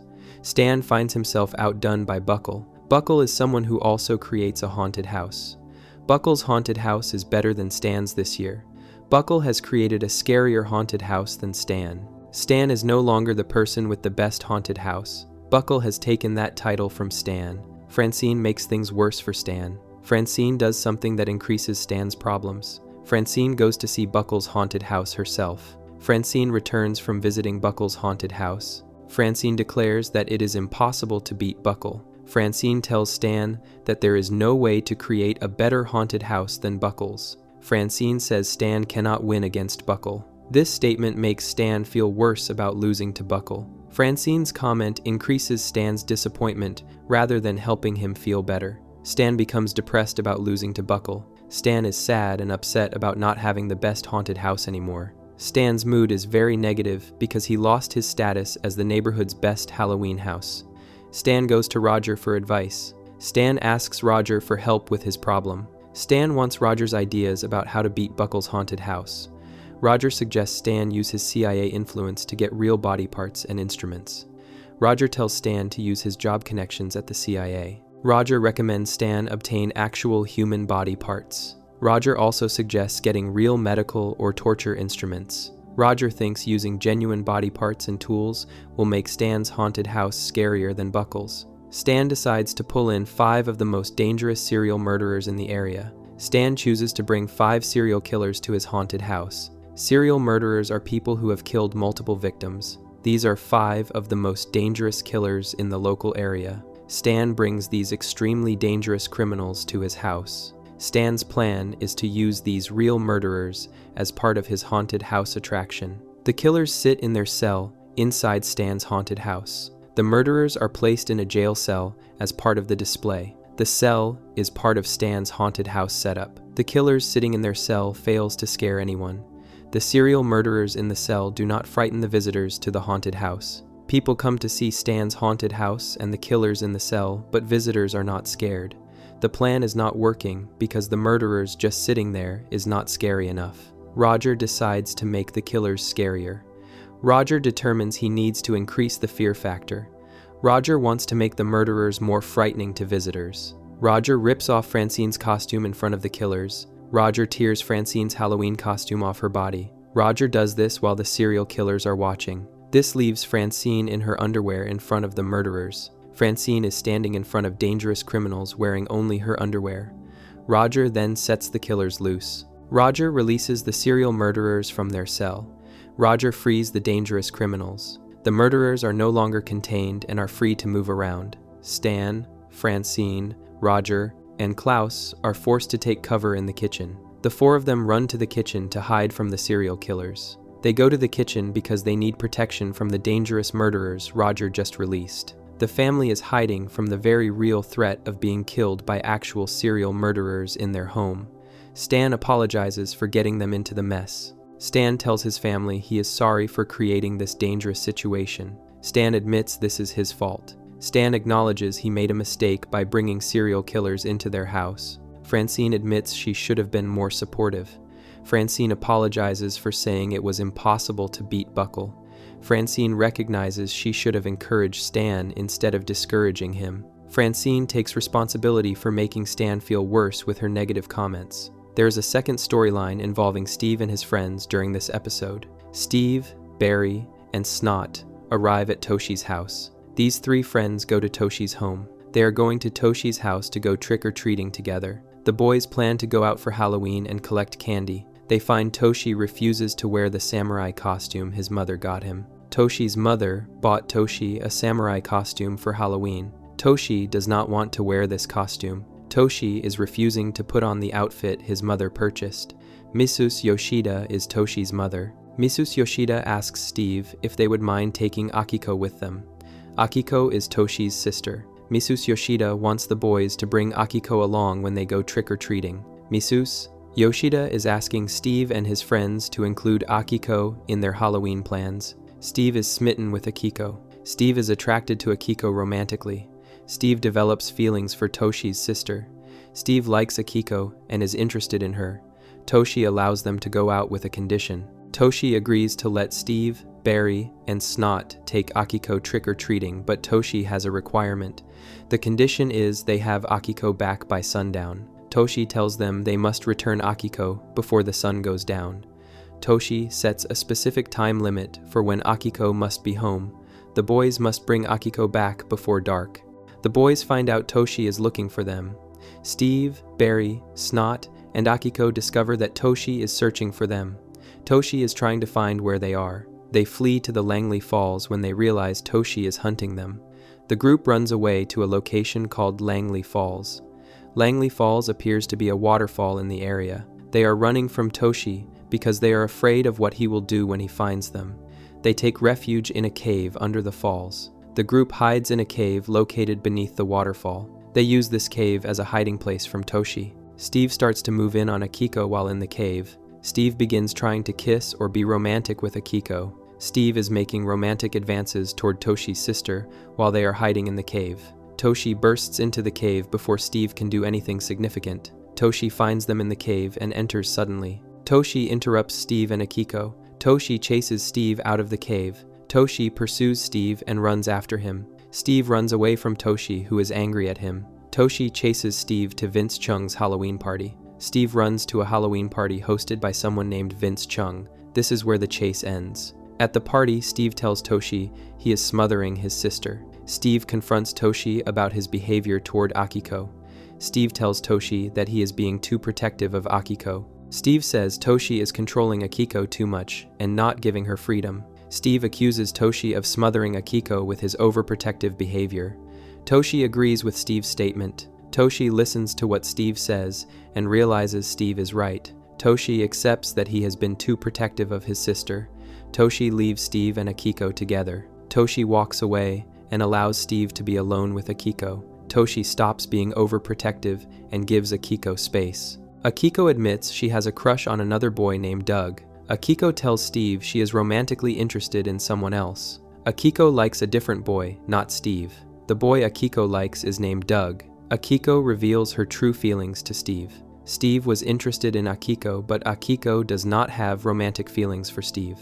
Akiko is interested in Doug instead. Steve does not end up with Akiko romantically. The serial killers burst into the kitchen where Stan's family is hiding.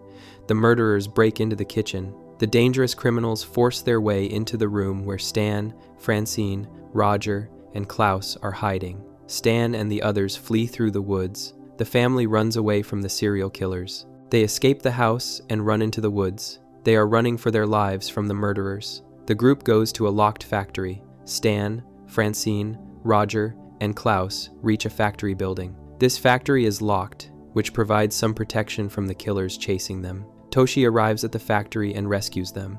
Toshi comes to the factory where Stan's family is trapped. Toshi saves Stan and the others from the serial killers. Toshi kills the serial killers with his katana. Toshi uses a katana sword to kill the murderers. A katana is a Japanese sword. Toshi fights the serial killers and kills all of them using his sword.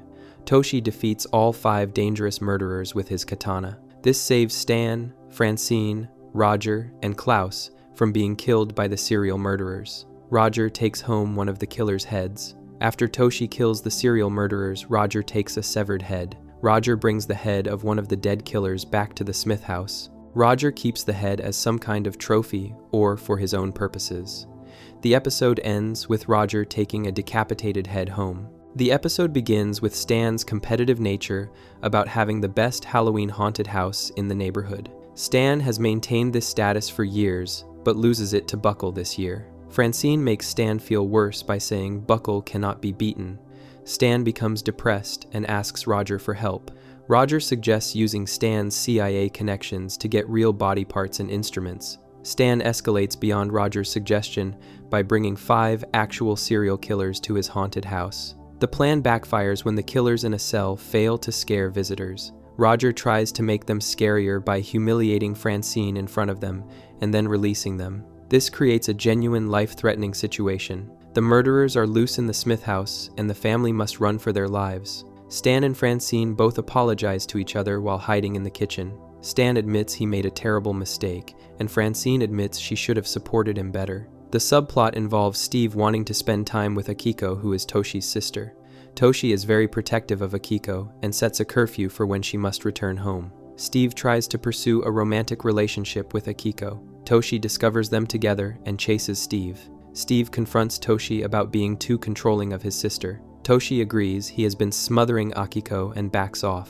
However, Steve's pursuit of Akiko ends when Akiko reveals she is interested in a different boy named Doug. Steve does not get the girl despite his efforts. The two storylines connect at the end when Toshi arrives at the factory where Stan's family is trapped by the serial killers. Toshi uses his katana sword to kill all 5 murderers and saves Stan and his family. This resolution shows Toshi as a hero who saves the day with his sword skills. Roger takes one of the killer's severed heads home as the episode concludes. The episode demonstrates the dangers of Stan's competitive nature and shows how his desire to have the best haunted house nearly got his family killed by actual serial murderers. Before we move on, make sure to subscribe if you're enjoying this breakdown. Moving on to A. Jones for a Smith. Stan Smith does not believe in social programs. He thinks they are a waste of money, and more importantly, he believes they keep people from solving their own problems. This is Stan's political philosophy, and he is vocal about it. He thinks everyone should help themselves and that government assistance makes people weaker rather than stronger. This is a core belief for Stan, and it becomes the central issue of this episode when reality forces him to confront whether he actually believes what he says. Francine goes out for drinks with Greg and Terry. This is a normal social outing, and Francine is having a good time with her neighbors. She drives home after drinking and makes an illegal U-turn.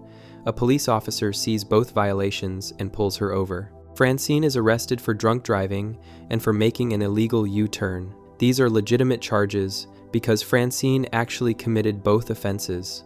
She was driving while intoxicated and she broke a traffic law. The arrest is valid. Francine is sentenced by a court to work in a soup kitchen as part of her punishment. This is community service, and the judge decided this was an appropriate consequence for Francine's drunk driving. She has to serve food to people who need meals. This is a social program, the exact type of thing Stan complains about. People come to the soup kitchen to get free food because they cannot afford to buy their own meals. Stan should theoretically be against this entire system because he believes people should solve their own problems without help. Stan is furious about Francine's sentence. He is angry that his wife has to work in a soup kitchen serving people he views as freeloaders. Stan visits the soup kitchen where Francine is working, and he helps himself to the pot of soup.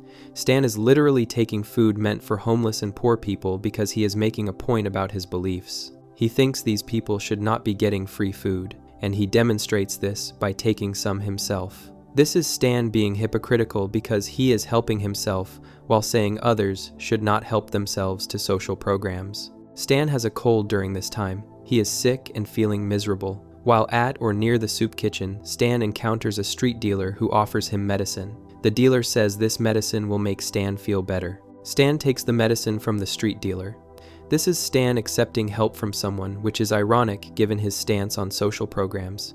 He does not ask what the medicine is or where it came from. He just takes it because he wants to feel better. Stan suddenly feels much better after taking the medicine. His cold symptoms disappear, and he feels energized and powerful. He feels supercharged, like he can do anything. Stan goes to the CIA and runs through a training course. He blasts his way through this training course with incredible speed and energy. Stan is performing at a level beyond his normal capabilities. He thinks the medicine cured his cold and gave him extra energy. Stan believes he has found a miracle cure. Roger sees Stan's behavior and recognizes what is happening. Roger informs Stan that he is on crack. The The medicine from the street dealer was not medicine at all. It was crack cocaine. Stan has been using crack cocaine, and the supercharged feeling is from the drug, not from any legitimate medicine. This is a major revelation because Stan has unknowingly become a crack user. He took crack thinking it was cold medicine. Stan is convinced he can quit crack on his own. This is consistent with his belief that people should solve their own problems without help. Stan thinks he does not need rehab or support groups or any kind of assistance program. He believes his willpower is strong enough to stop using crack by himself. Stan is applying his political philosophy to his own drug addiction. He refuses to admit he needs help because admitting he needs help would contradict everything he has been saying about social programs. Stan finds himself becoming more and more addicted to crack. He cannot quit on his own despite his confidence. The addiction is stronger than his willpower. Stan starts stealing from his family to get money for crack. He takes money and valuables from Francine, Steve, and Haley. He steals from his own children to support his crack habit. Stan also steals from his friends. The addiction has taken over, and Stan is now doing things he would never normally do. He is betraying the people closest to him. Stan gets caught trying to rob Greg and Terry. These are his neighbors, the same people who had drinks with Francine earlier. Stan breaks into their house or attempts to rob them in some way to get money for crack. Greg and Terry discover Stan in the act of trying to rob them. This is Stan at his lowest point. He has gone from criticizing people who need help to becoming a crack addict who robs his own neighbors. A hostage negotiator appears during the incident with Greg and Terry. This negotiator is overeager and makes unusual decisions. Instead of arresting Stan or getting him help, the negotiator gives Stan money. The negotiator also gives Stan a plane. This is an absurd response to the situation, but the negotiator provides Stan with cash and access to an aircraft. Stan takes both the money and the plane. Stan flies to Colombia using the plane. Colombia is a country in South America known for cocaine production. Stan goes there presumably to get more crack or to escape his situation in Langley Falls. He is running away from his problems rather than facing them. Stan arrives in Colombia with the money from the hostage negotiator, but things go badly quickly. Stan soon finds himself destitute in Colombia. He runs out of money and becomes homeless in a foreign country. Stan is now living on the streets of Colombia with no resources. He has gone from being a successful CIA agent with a house and family to being a homeless crack addict in a foreign country. This is the complete destruction of Stan's life caused by his addiction and his refusal to get help. A street punk approaches Stan and tries to rob him. This is a young person attempting to mug Stan on the streets. The street punk threatens Stan and demands his possessions. But then something unexpected happens. The street punk cannot complete the robbery without help. The punk needs assistance to rob Stan. The punk calls for help or admits he cannot do this alone. This moment is the turning point for Stan. Stan realizes that getting help does not make you weaker. The street punk admitting he needs help to rob Stan shows Stan that asking for assistance is normal and necessary. Everyone needs help sometimes. The punk trying to rob him is not weaker for admitting he needs help. This realization breaks through Stan's ideology. Stan has been wrong about social programs and about people needing help. His entire belief system that people should solve all problems alone is false. Stan returns to Langley Falls. He comes back home to face his problems instead of running away. Stan admits he needs help with his crack addiction. He cannot quit on his own as he claimed he could. Stan goes into rehab. This is a treatment program specifically for drug addiction. Stan enters the program and goes through the recovery process. He completes the rehab program and comes out clean. Stan is no longer using crack. He has successfully overcome his addiction, but only by accepting help and going through a formal treatment program. There is a second storyline involving Steve during this episode. Steve meets a girl. This girl is Steve's dream girl, or as the episode description says, the girl of his wet dreams. This means Steve is extremely attracted to this girl and thinks she is perfect. Steve is excited about this potential relationship. Steve meets the girl's father. The father is surprisingly supportive of Steve dating his daughter. The father is on board with the relationship once he meets Steve's parents. This means the father wants to meet Stan and Francine before fully approving of Steve dating his daughter. The father meets Stan and Francine and initially approves. Everything is going well for Steve, and his chances with this girl look good. Stan is desperate for a crack fix during the time when he is meeting the girl's father. Stan's addiction is at its worst, and he needs crack badly. Stan tries to steal from the girl's father. This is Stan attempting to rob someone during a social visit while his son is trying to start a relationship with this man's daughter. The theft attempt fails, or Stan gets caught. Stan then offers to perform an unnatural act on the father. The episode description uses this phrase, which means Stan offers to do something sexual or degrading to the father in exchange for money for crack. This is Stan offering sexual favors to his son's potential girlfriend's father. Stan has degraded himself completely and is willing to do anything for crack money. This offer happens in front of everyone, or the father tells everyone what Stan offered. Stan's actions ruin Steve's chances with the girl. The father obviously does not approve of Steve anymore after seeing Stan try to steal and then offer sexual acts. The girl's family wants nothing to do with the Smith family. Steve loses his opportunity with his dream girl entirely because of Stan's crack addiction. Everything Steve worked for in this relationship is destroyed by his father's behavior. Steve tells Stan he will hate him until the day he dies. This is Steve making a permanent statement about his relationship with his father. Steve is not saying he is angry temporarily or that he needs time to cool down. Steve is saying he will hate Stan forever for ruining this relationship. The damage is permanent in Steve's mind. This is one of the harshest things Steve has ever said to Stan, and it shows how badly Stan's addiction has hurt his family. Steve has lost something important, and he blames Stan completely. The episode ends with Stan clean from rehab, but having destroyed his relationship with Steve and having proven that his political beliefs about social programs were wrong. Stan needed help to overcome his crack addiction. He could not do it alone. The social program of rehab saved his life. Stan was forced to confront the fact that sometimes people need assistance, and there is no shame in accepting help. His entire philosophy about self-reliance being the only way was false, and his addiction proved it. Stan learned his lesson, but the cost was high, including permanent damage to his relationship with his son. Before we move on, make sure to subscribe if you're enjoying this breakdown. Moving on to white rice. Stan and Francine have an argument. This argument is about moving Francine's family to Langley Falls. This is not the first time they have had this argument. The argument upsets Francine, and she storms off to collect her thoughts. Francine goes to Terry and Greg's house to calm down and think about the situation. Terry and Greg are confused when Francine arrives upset because they have heard this same argument before. This has happened previously, and Terry and Greg recognize the pattern. Francine and Stan have argued about this topic multiple times. Stan arrives at Terry and Greg's house after Francine. Stan suggests they go see a counselor to help with their repeated arguments. This is Stan trying to fix the problem by getting professional help. Stan and Francine go to see a therapist or counselor together. This counselor has an unusual approach to marriage therapy. The counselor hypnotizes Francine during their session. While Francine is hypnotized, the counselor clears her memory of any controversial issues she raised with Stan in the past. This means the counselor erases Francine's memories of things she was upset about or disagreed with Stan about. The counselor removes Francine's memories of her complaints and concerns. This is not normal therapy and is essentially brainwashing Francine to forget her problems with Stan. Another year passes after the hypnosis session. An entire year goes by with Francine having no memory of the issues that upset her.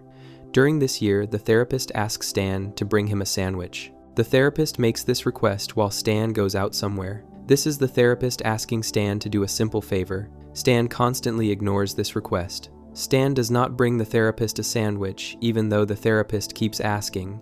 Stan ignores this request repeatedly over the course of the year. Francine finds herself storming over to Terry and Greg's house again. The same pattern from a year ago is repeating. Francine is upset and needs to collect her thoughts at her neighbor's house. The hypnosis wore off, or Francine has started remembering things that upset her again. The cycle is repeating exactly as it did before. Stan, who has constantly ignored the therapist's request for a sandwich, does so once again. Stan goes out and the therapist asks for a sandwich again, and Stan ignores the request again. This is the final time Stan ignores the sandwich request. The therapist unleashes all of Francine's repressed memories. The therapist deliberately undoes the hypnosis and gives Francine back all the memories that were erased. All of Francine's complaints and controversial issues and problems with Stan come flooding back into her mind at once. Francine remembers everything she was upset about. This is the therapist's revenge on Stan for never bringing him a sandwich. The therapist punished Stan by giving Francine all her memories back. Francine is now furious because she remembers every issue Stan made her forget. Stan tries to seek shelter in his room of collector plates. Stan has a room in the house dedicated to his collection of decorative plates. Stan goes to this room to hide from angry Francine. He thinks this is his safe space where he can escape. Francine follows Stan to the collector plate room. Francine remembers that this room used to be her room. The room Stan is using for his plate collection was originally Francine's room. Stan took over Francine's room at some point and filled it with his collector plates. This is one of the things Francine is upset about. Francine finds an old videotape in the room. This videotape contains footage of Francine performing a stand-up comedy routine. The tape is from years ago when Francine did comedy. Francine watches the old videotape of herself doing stand-up. Seeing this old performance reawakens Francine's lifelong dream of being a comedian. Francine had wanted to be a stand-up comedian but gave up this dream at some point. The videotape reminds Francine of her passion for comedy and performing. Francine decides she wants to pursue comedy again. Roger becomes Francine's agent. Roger agrees to represent Francine and help her get comedy gigs. This is Roger taking on the role of talent agent to support Francine's comedy career. Roger starts booking shows for Francine. Francine begins working a series of comedy strip clubs. These are small venues where comedians perform. The clubs are not major comedy venues, but they give Francine a place to practice and perform her material. Francine is starting at the bottom of the comedy world and working her way up. Francine's comedy material is about being a Caucasian adopted by Asians. This is Francine's background story, and it forms the basis of her stand-up act. Francine is white, but was adopted and raised by an Asian family. This gives her a unique perspective and experiences to talk about in her comedy. Francine uses her unusual upbringing as the source of her jokes and stories. The material resonates with audiences, and Francine starts gaining attention. Francine gets a chance to show her stuff in front of some Fox executives. This is a major opportunity for Francine. Fox is a television network, and these executives have the power to give comedians their own shows. Francine is performing specifically for these decision makers who could advance her career significantly. This performance could lead to Francine getting her own sitcom or comedy special. This is the biggest opportunity of Francine's comedy career. Stan tries to sabotage Francine's performance. Stan does not want Francine to succeed at comedy. Stan deliberately attempts to ruin Francine's chance with the Fox executives. Stan makes Francine nervous before her performance. Stan says or does things specifically designed to increase Francine's anxiety and make her too nervous to perform well. Stan's sabotage works, and it causes Francine to throw up during her introduction. Francine vomits while being introduced to the Fox executives before she even starts her act. This is extremely embarrassing and unprofessional. Throwing up in front of television executives should end any chance of getting hired. Stan leaves the performance happily thinking his work was done. Stan believes his sabotage was successful. Stan thinks he has ruined Francine's opportunity and prevented her from getting a television deal. Stan is pleased with himself for destroying Francine's comedy career. Stan goes home satisfied that Francine will give up on comedy. Stan only finds out later that Francine recovered from throwing up. Francine did not let the vomiting incident end her performance. Francine composed herself after being sick and managed to perform her comedy material. The Fox executives were impressed despite the rough start. Francine managed to land a sitcom deal. The network offers Francine her own television show. Stan's sabotage failed completely, and Francine succeeded anyway. Francine prepares for her big moment. Francine is getting ready for her sitcom to premiere on television. This is Francine's show going on the air for the first time. Francine is about to become a television star with her own sitcom. Stan is dejected during this time. Stan is unhappy and depressed because Francine succeeded despite his attempts to stop her. Stan feels bad about what he did and how he treated Francine. Klaus convinces Stan to change for Francine. Klaus talks to Stan and tells him he needs to support his wife. Klaus persuades Stan that he should be happy for Francine and attend her show. Stan listens to Klaus and decides to change his attitude. Stan rushes to Francine's show. Stan hurries to get to the television studio where Francine's show is premiering. Stan arrives and finds Francine. Stan and Francine make up. They reconcile their differences, and Stan apologizes for sabotaging her. Stan supports Francine now, and they are back together emotionally. Stan and Francine and the cast of the show settle in to watch the premiere. Everyone involved with the sitcom gathers to watch the first episode on television. This is a viewing party for the show's debut. They are all excited to see Francine's sitcom on the air. The show begins playing on television. The show is cut after one joke. Only one joke airs before the show is canceled. The joke causes an uproar in the Asian community. The Asian community is offended by something in Francine's comedy material. There is backlash and complaints from Asian viewers. The network panics and cancels the show immediately.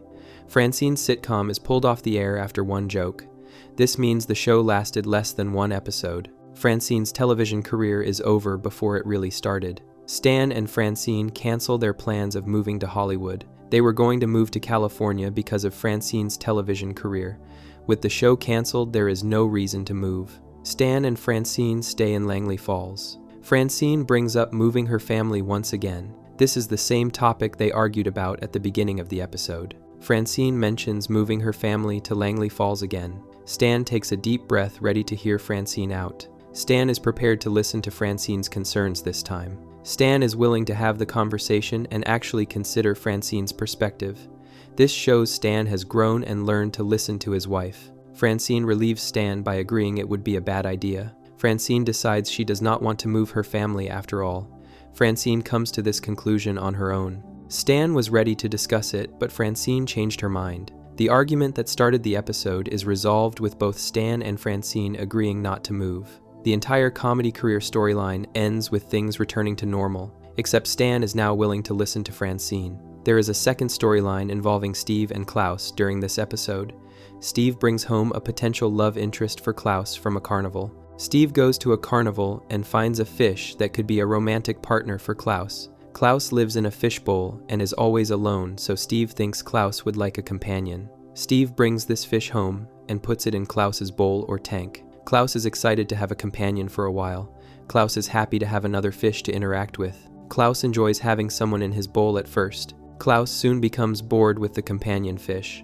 The excitement wears off quickly, and Klaus loses interest. Klaus does not want the companion fish anymore. Klaus finds the other fish annoying or boring after the initial excitement fades. Klaus eventually drags off the fish's body, rolled up in a piece of carpet. This implies Klaus killed the companion fish. Klaus murdered the fish Steve brought home for him. Klaus disposes of the body by rolling it in carpet and dragging it away. This is Klaus, treating a murder like organized crime would dispose of a body. The companion fish storyline ends with Klaus committing murder and hiding the evidence. Before we move on, make sure to subscribe if you're enjoying this breakdown. Moving on, we have Rapture's Delight. The Smith family goes to church on Christmas morning. This is the family attending a religious service on Christmas Day. Stan, Francine, Haley, Steve, Roger, and Klaus all go to church together. This is a normal Christmas activity for the Smith family.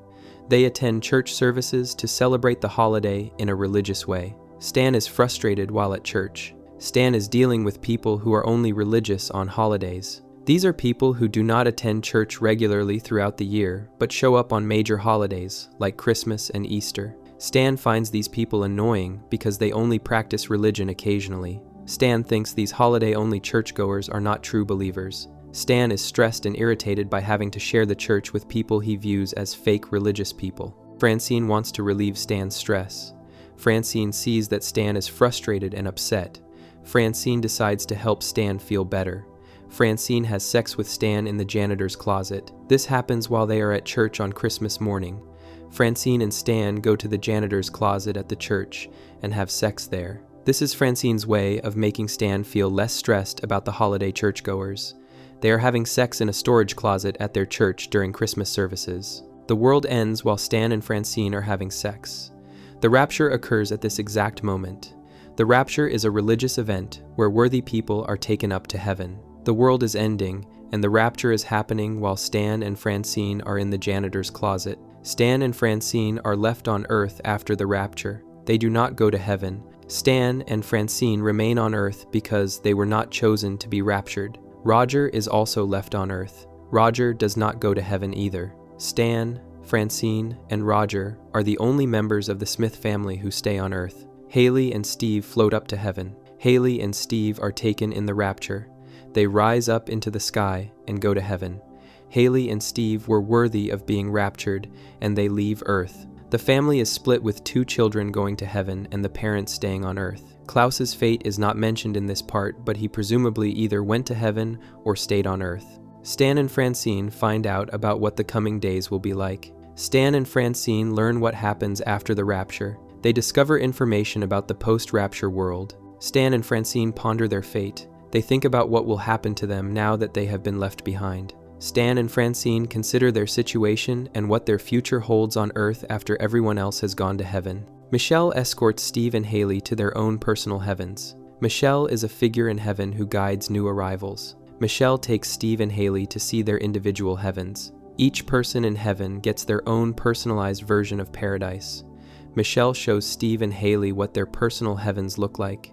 Steve finds out what his personal heaven is. Steve's heaven is a virgin riding a unicorn that poops pepper jack cheeseburgers. This is Steve's ideal paradise. Steve's perfect afterlife involves a virgin woman riding a mythical creature that defecates his favorite type of cheeseburger.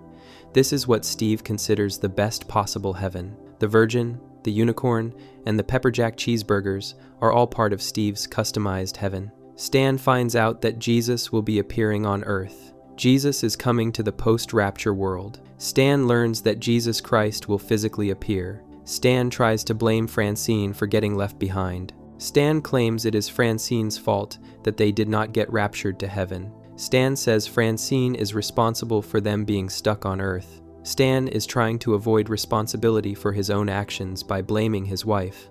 Stan is accusing Francine of being the reason they were not worthy of the rapture. Francine becomes angry at Stan's accusations. Francine is upset that Stan is blaming her. Francine does not accept Stan's claim that she is at fault. Francine leaves Stan. Francine walks away from her husband because of his blame and accusations. Francine is done with Stan after he tries to make her responsible for their situation. Francine meets the real Jesus in a diner. Francine encounters Jesus Christ himself in a restaurant. This is the actual Jesus, not a fake version. Jesus and Francine meet and talk in this diner. Stan finds out that his Jesus is fake. Stan learns that the Jesus he encountered was not the real Jesus Christ. Stan was deceived by a false Jesus. There was an imposter pretending to be Jesus, and Stan believed it was really him. Stan tries to make up with Francine after discovering his Jesus was fake. Stan wants to apologize and reconcile with Francine. Stan realizes he was wrong and wants to get back together with his wife. Francine has decided to leave Stan for Jesus. Francine chooses Jesus Christ over her husband. Francine wants to be with Jesus instead of Stan. Francine rejects Stan's attempt to make up because she is now with Jesus. Francine is in a relationship with Jesus Christ and does not want Stan back. 7 years pass. This is the period called the Tribulations. The Tribulations is a 7-year period of hardship and suffering after the rapture. These 7 years are described in religious prophecy as a terrible time on earth. The episode jumps forward through these 7 years. Stan has changed dramatically during this time. Stan has found himself a bitter, scarred, and no longer willing warrior for Christ. Stan is now fighting for Jesus, but he is angry and damaged. Stan has physical scars on his body from battles. Stan is bitter emotionally and has a negative attitude. Stan is no longer willing to keep fighting. Stan has become a reluctant warrior who does not want to continue. Jesus seeks Stan out. Jesus comes to find Stan specifically. Jesus has a reason for locating Stan. Jesus lets Stan know that Francine has been captured by the Antichrist. The Antichrist has taken Francine prisoner. The Antichrist is the evil figure who opposes Jesus during the tribulations. Francine is being held captive by this evil being. Jesus is telling Stan this information so Stan will help rescue Francine. Stan reluctantly agrees to help rescue Francine. Stan does not immediately want to help. Stan is hesitant and unwilling at first. Stan only agrees in exchange for being raptured to heaven. Stan makes a deal with Jesus. Stan will help save Francine, but only if Jesus promises to take Stan to heaven afterwards. Stan wants guaranteed entry into heaven as payment for helping. This is a negotiation, and Stan agrees to rescue his ex-wife in exchange for salvation. They need Roger's spaceship to complete the rescue mission. Roger has a spaceship that can fly them where they need to go. They need to fly to New York. The Antichrist is located in New York City. Specifically, they need to get to the United Nations building. The Antichrist is at the United Nations building in New York. This is where Francine is being held captive. They need transportation to reach this location, and Roger's spaceship is the only way to get there. They are able to repower Roger's spaceship using the Golden Turd. The Golden Turd is an object that appears in multiple American Dad episodes. The Golden Turd has special power. Roger's spaceship needs power, and the Golden Turd provides that power. They use the Golden Turd as a power source for the spaceship. This allows them to fly the spaceship to New York to confront the Antichrist. They rescue Francine from the Antichrist. Stan, Jesus, and Roger successfully free Francine from captivity. They get Francine away from the Antichrist. The rescue mission is initially successful. They fall into a trap set by the Antichrist. After rescuing Francine, they discover it was a trap. The Antichrist planned for them to rescue Francine so he could capture all of them. They are trapped by the Antichrist after getting Francine. They manage to escape from the trap. Stan, Jesus, Francine, and Roger get away from the Antichrist. They break free from the trap and survive. The escape is not easy, and there are consequences. Stan is mortally injured during the escape. Stan suffers fatal wounds while they are getting away. Stan is dying from his injuries. Stan has been hurt so badly that he will not survive. Francine finds that Stan still keeps their wedding rings. Francine discovers Stan has been carrying their wedding rings all this time. Even though Francine left Stan for Jesus 7 years ago, Stan kept both wedding rings. Stan has been holding onto their wedding rings for 7 years through the entire tribulation period.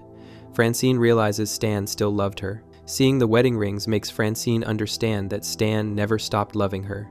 Stan kept the rings as a symbol of his love for Francine. Stan loved Francine even after she left him, and even while he was angry and bitter.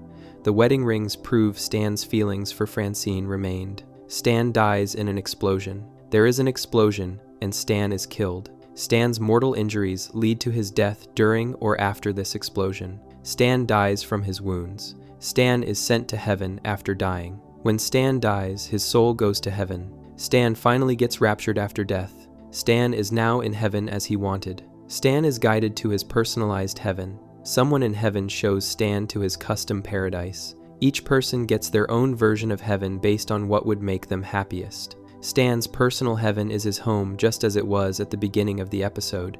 Stan's ideal paradise is his house exactly the way it was on Christmas morning before the rapture. Stan's perfect heaven is not anything exotic or fantasy-based.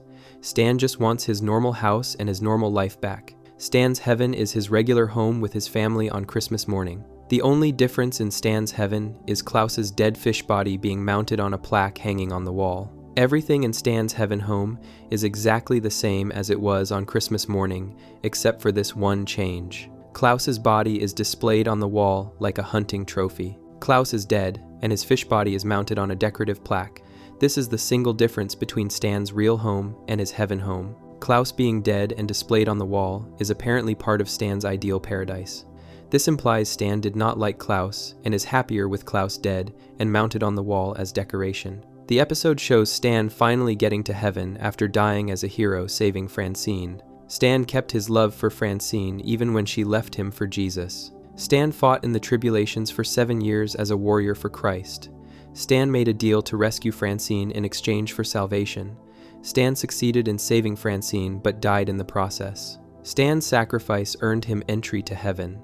Stan's personalized heaven revealed he just wanted his simple family life back. The episode ends with Stan in his version of paradise, which is his ordinary home on Christmas morning, with the only improvement being Klaus dead on the wall. Before we move on, make sure to subscribe if you're enjoying this breakdown. Moving on, we have For Whom the Sleigh Bell Tolls. Stan continues to reject the idea that Jeff is now a member of the family. Jeff Fisher is married to Haley, which makes Jeff Stan's son-in-law. Jeff is technically part of the Smith family through marriage. Stan does not accept this fact. Stan refuses to consider Jeff as a real family member. Stan rejects Jeff despite Jeff being married to Stan's daughter. Francine has a different opinion about Jeff. Francine suggests that Jeff should be included in their family traditions. Francine thinks Jeff should participate in family activities and holiday celebrations because Jeff is married to Haley. Francine believes Jeff deserves to be treated as part of the family. Stan disagrees with Francine's suggestion. Stan does not want Jeff included in family traditions despite Francine asking him to include Jeff.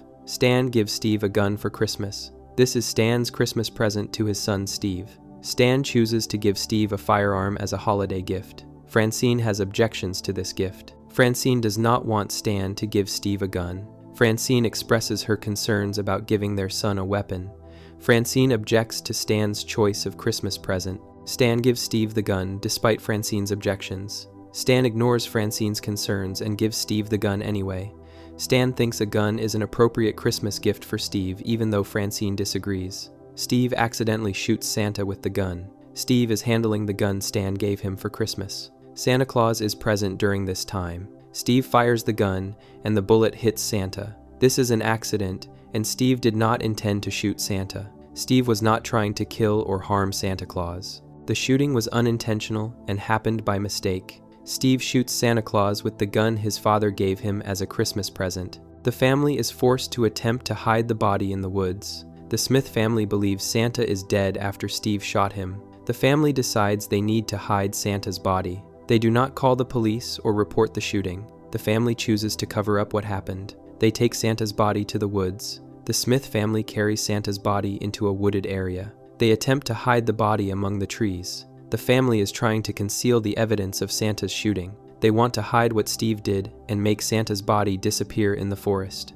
Roger goes off in search of the strongest whiskey possible. Roger wants to find extremely strong alcohol. Roger is looking specifically for the strongest whiskey he can find. This is Roger's personal quest during the episode. Roger is directed to a moonshiner. Someone tells Roger where to find a person who makes illegal whiskey. A moonshiner is someone who produces homemade alcohol illegally.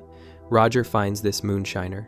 The moonshiner teaches Roger his ways. The moonshiner shows Roger how to make moonshine whiskey. The moonshiner passes on his knowledge and techniques to Roger. Roger learns the moonshiner's methods for producing strong, illegal alcohol. Despite the family's attempt to hide the body, Santa is recovered.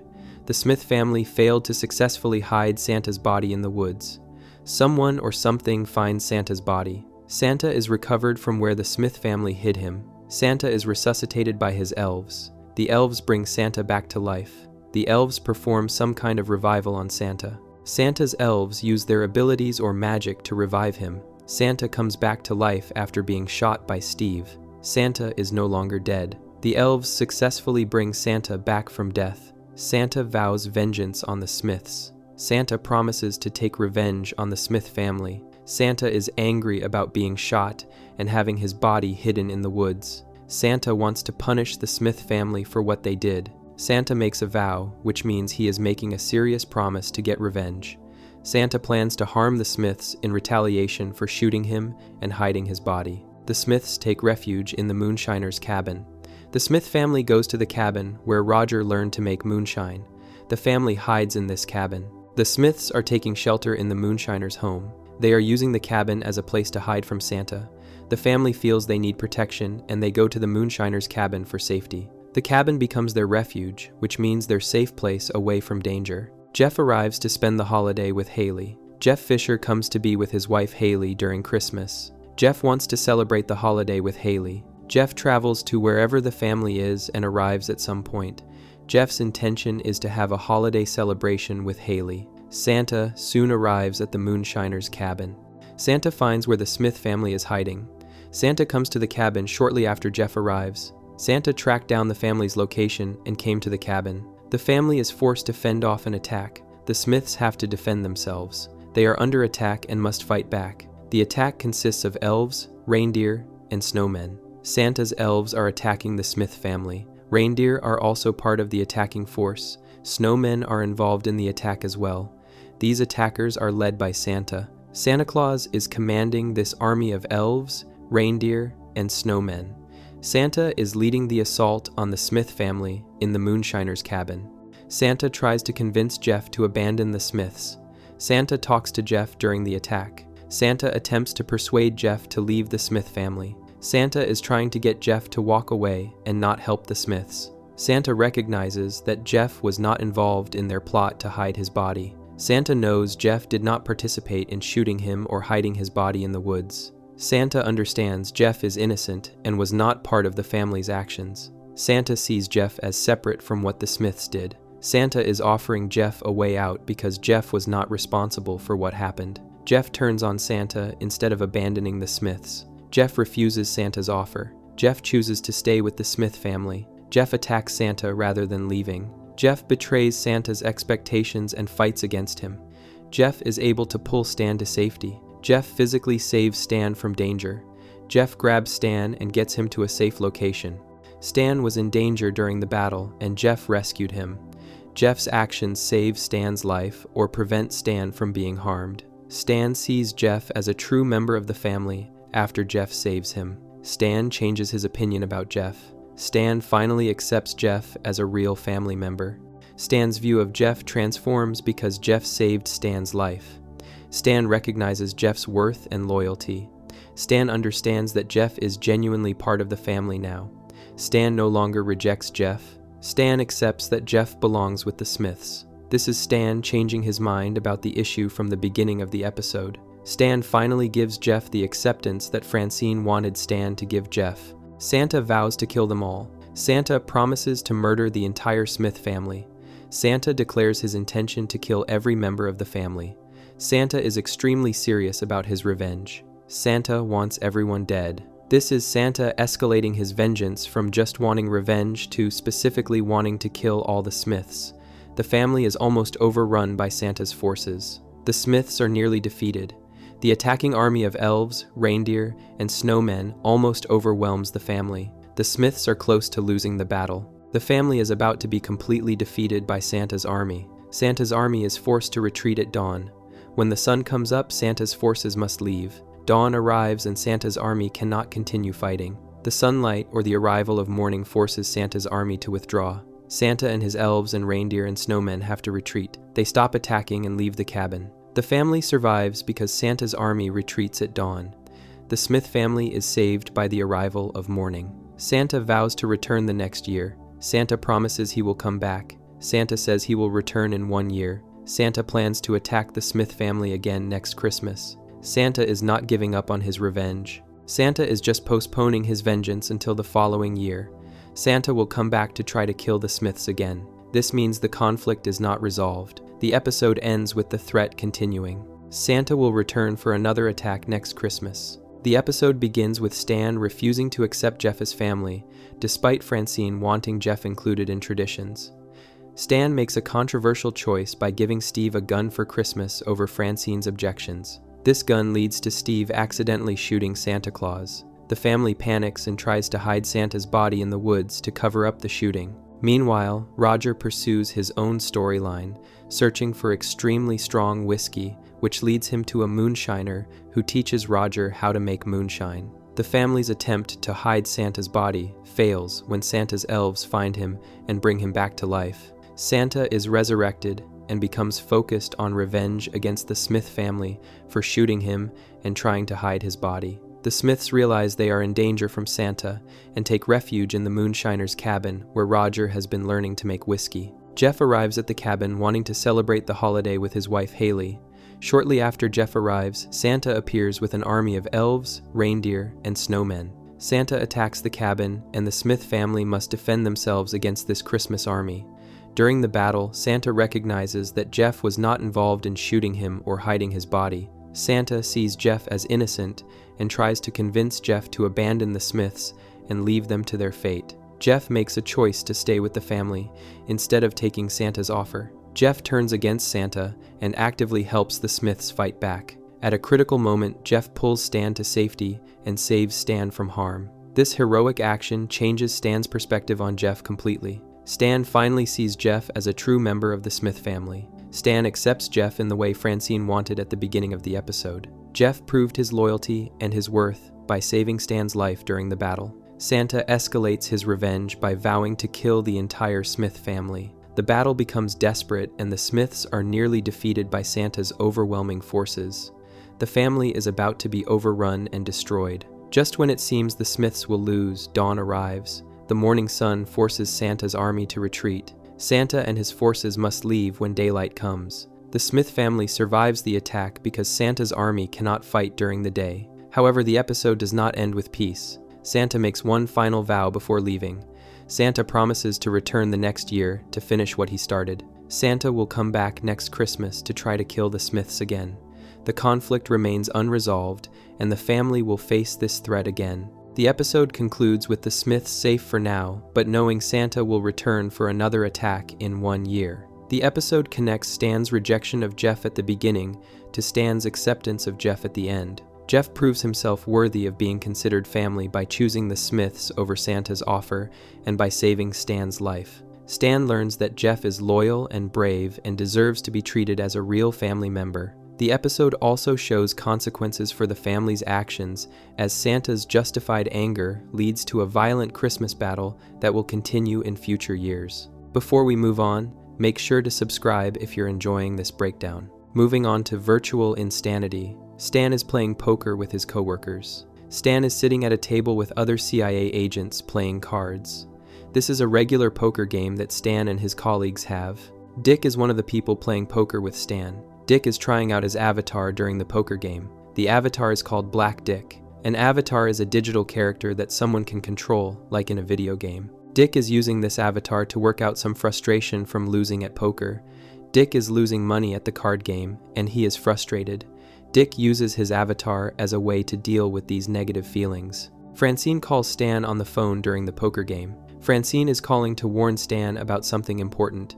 Francine warns Stan that he is about to miss Steve's birthday yet again. Steve is having a birthday, and Stan is not there. This has happened before multiple times. Francine is telling Stan he is missing another one of Steve's birthdays. Stan has a pattern of missing important events in Steve's life.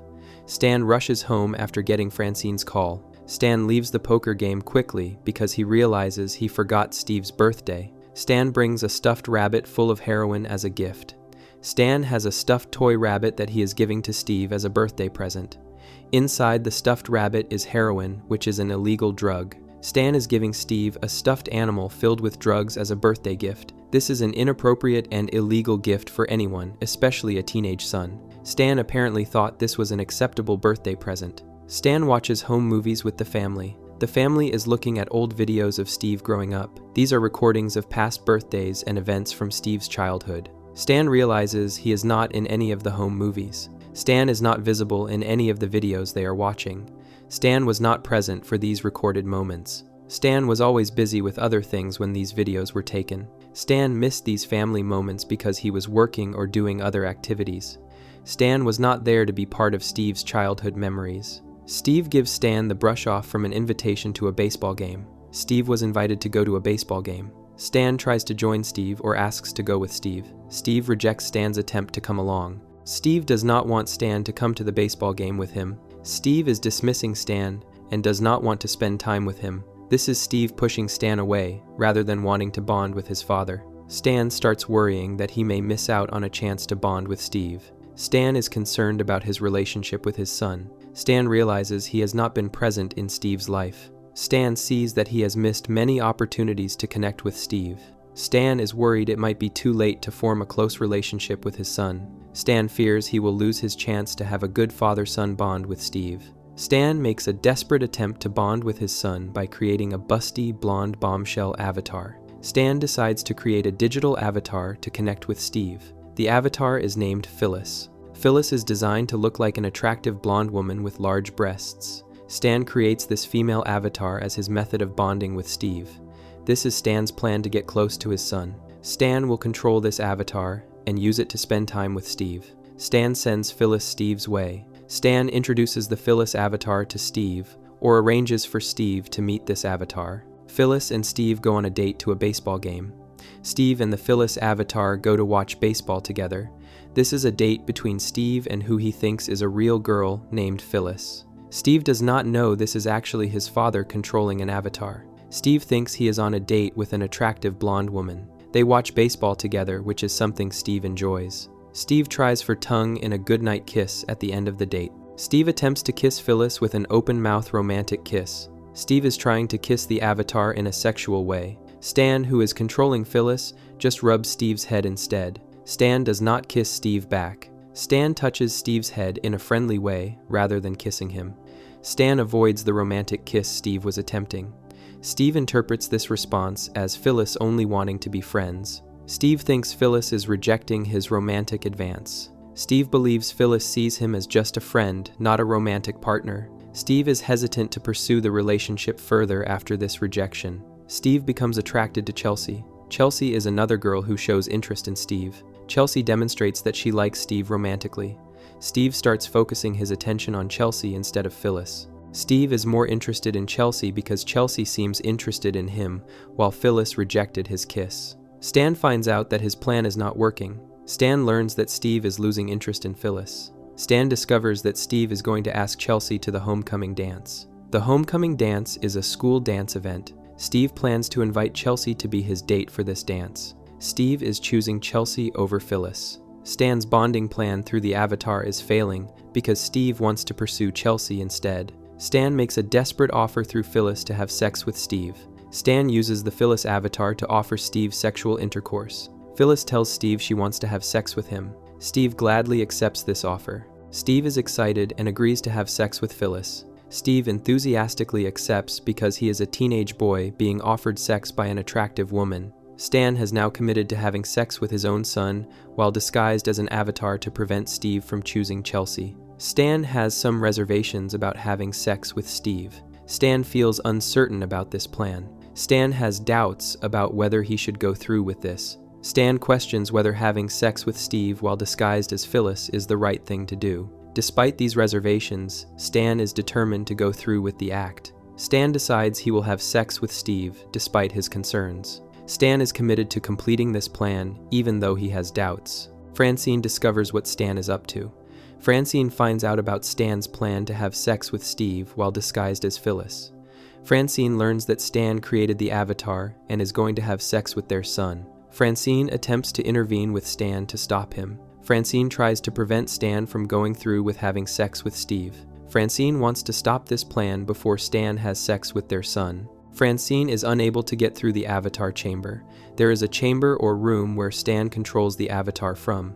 Francine cannot physically reach Stan in this chamber. The chamber is blocked or locked, and Francine cannot get inside. Francine takes a powerlift mecha to keep Steve's virginity out of the blonde's way. A mecha is a large, mechanical robot suit. Francine gets inside a powerlift mecha, which is a robotic suit that gives her strength and protection. Francine uses this mecha to physically intervene. Francine plans to use the mecha to stop Phyllis from having sex with Steve. Francine tackles Phyllis while Steve is in the bathroom trying to ready himself. Steve is in the bathroom preparing himself for sex. Steve is getting ready in the bathroom while Phyllis waits. Francine crashes into Phyllis with the mecha while Steve is not in the room. Francine physically attacks the Phyllis avatar with her robot suit. Francine convinces Stan that he should just accept his life with Steve the way it is. Francine talks to Stan and persuades him that his relationship with Steve is fine as it is. Francine tells Stan he does not need to have sex with Steve to bond with him. Francine convinces Stan to abandon this plan and accept that his relationship with Steve will be what it will be. Stan has Phyllis break up with Steve. Stan uses the Phyllis avatar to end the relationship with Steve. Phyllis tells Steve they cannot be together anymore. Stan terminates Steve's relationship with the avatar. Steve is now single again after Phyllis breaks up with him. Steve attempts to hook up with Chelsea again. Steve tries to start a romantic relationship with Chelsea now that Phyllis is no longer interested. Steve goes back to pursuing Chelsea as a romantic partner. Steve finds Chelsea is no longer interested in him. Chelsea has lost interest in Steve. Chelsea rejects Steve or tells him she does not want to date him. Steve has now lost both Phyllis and Chelsea. Steve ends up with neither girl. There is a second storyline involving Roger during this episode. Roger steals a limo. Roger takes a limousine that does not belong to him. Roger commits vehicle theft. Roger starts his own limo service using the stolen vehicle. Roger begins operating as a limousine driver. Roger is running a business, driving people around in the stolen limo. A group of guys use Roger's limo service. These men hire Roger to drive them somewhere. The group does a drive and dash. This means the men get out of the limo without paying Roger. They run away without paying for the ride. This is theft of services, and the men cheated Roger out of his payment. Roger goes on a manhunt to get his revenge. Roger decides to hunt down the men who did not pay him.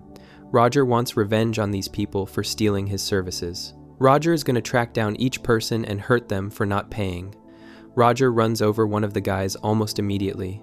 Roger finds one of the men very quickly. Roger uses the limo to hit this man with the vehicle. Roger drives the limo into the man and runs him over. This kills or seriously injures the first man. Roger goes to the funeral of the man he killed. There is a funeral service for the person Roger ran over. Roger attends this funeral. Roger runs down 2 others at the funeral. Roger drives the limo into the funeral and hits 2 more of the men who did not pay. Roger kills 2 more people at the funeral by running them over with the limo. Roger is methodically killing each person who cheated him. The last 2 surviving men worry about their fate. 2 men from the original group are still alive. These men are scared because they know Roger is hunting them. They fear they will be killed like the others. One of the men goes to the restroom. This man goes to use the bathroom. While in the bathroom, he observes the limo's tires roll by. The man sees the wheels of Roger's limo moving past outside. When the man opens the stall, Roger is there to run him down as well. Roger drove the limo into the bathroom somehow.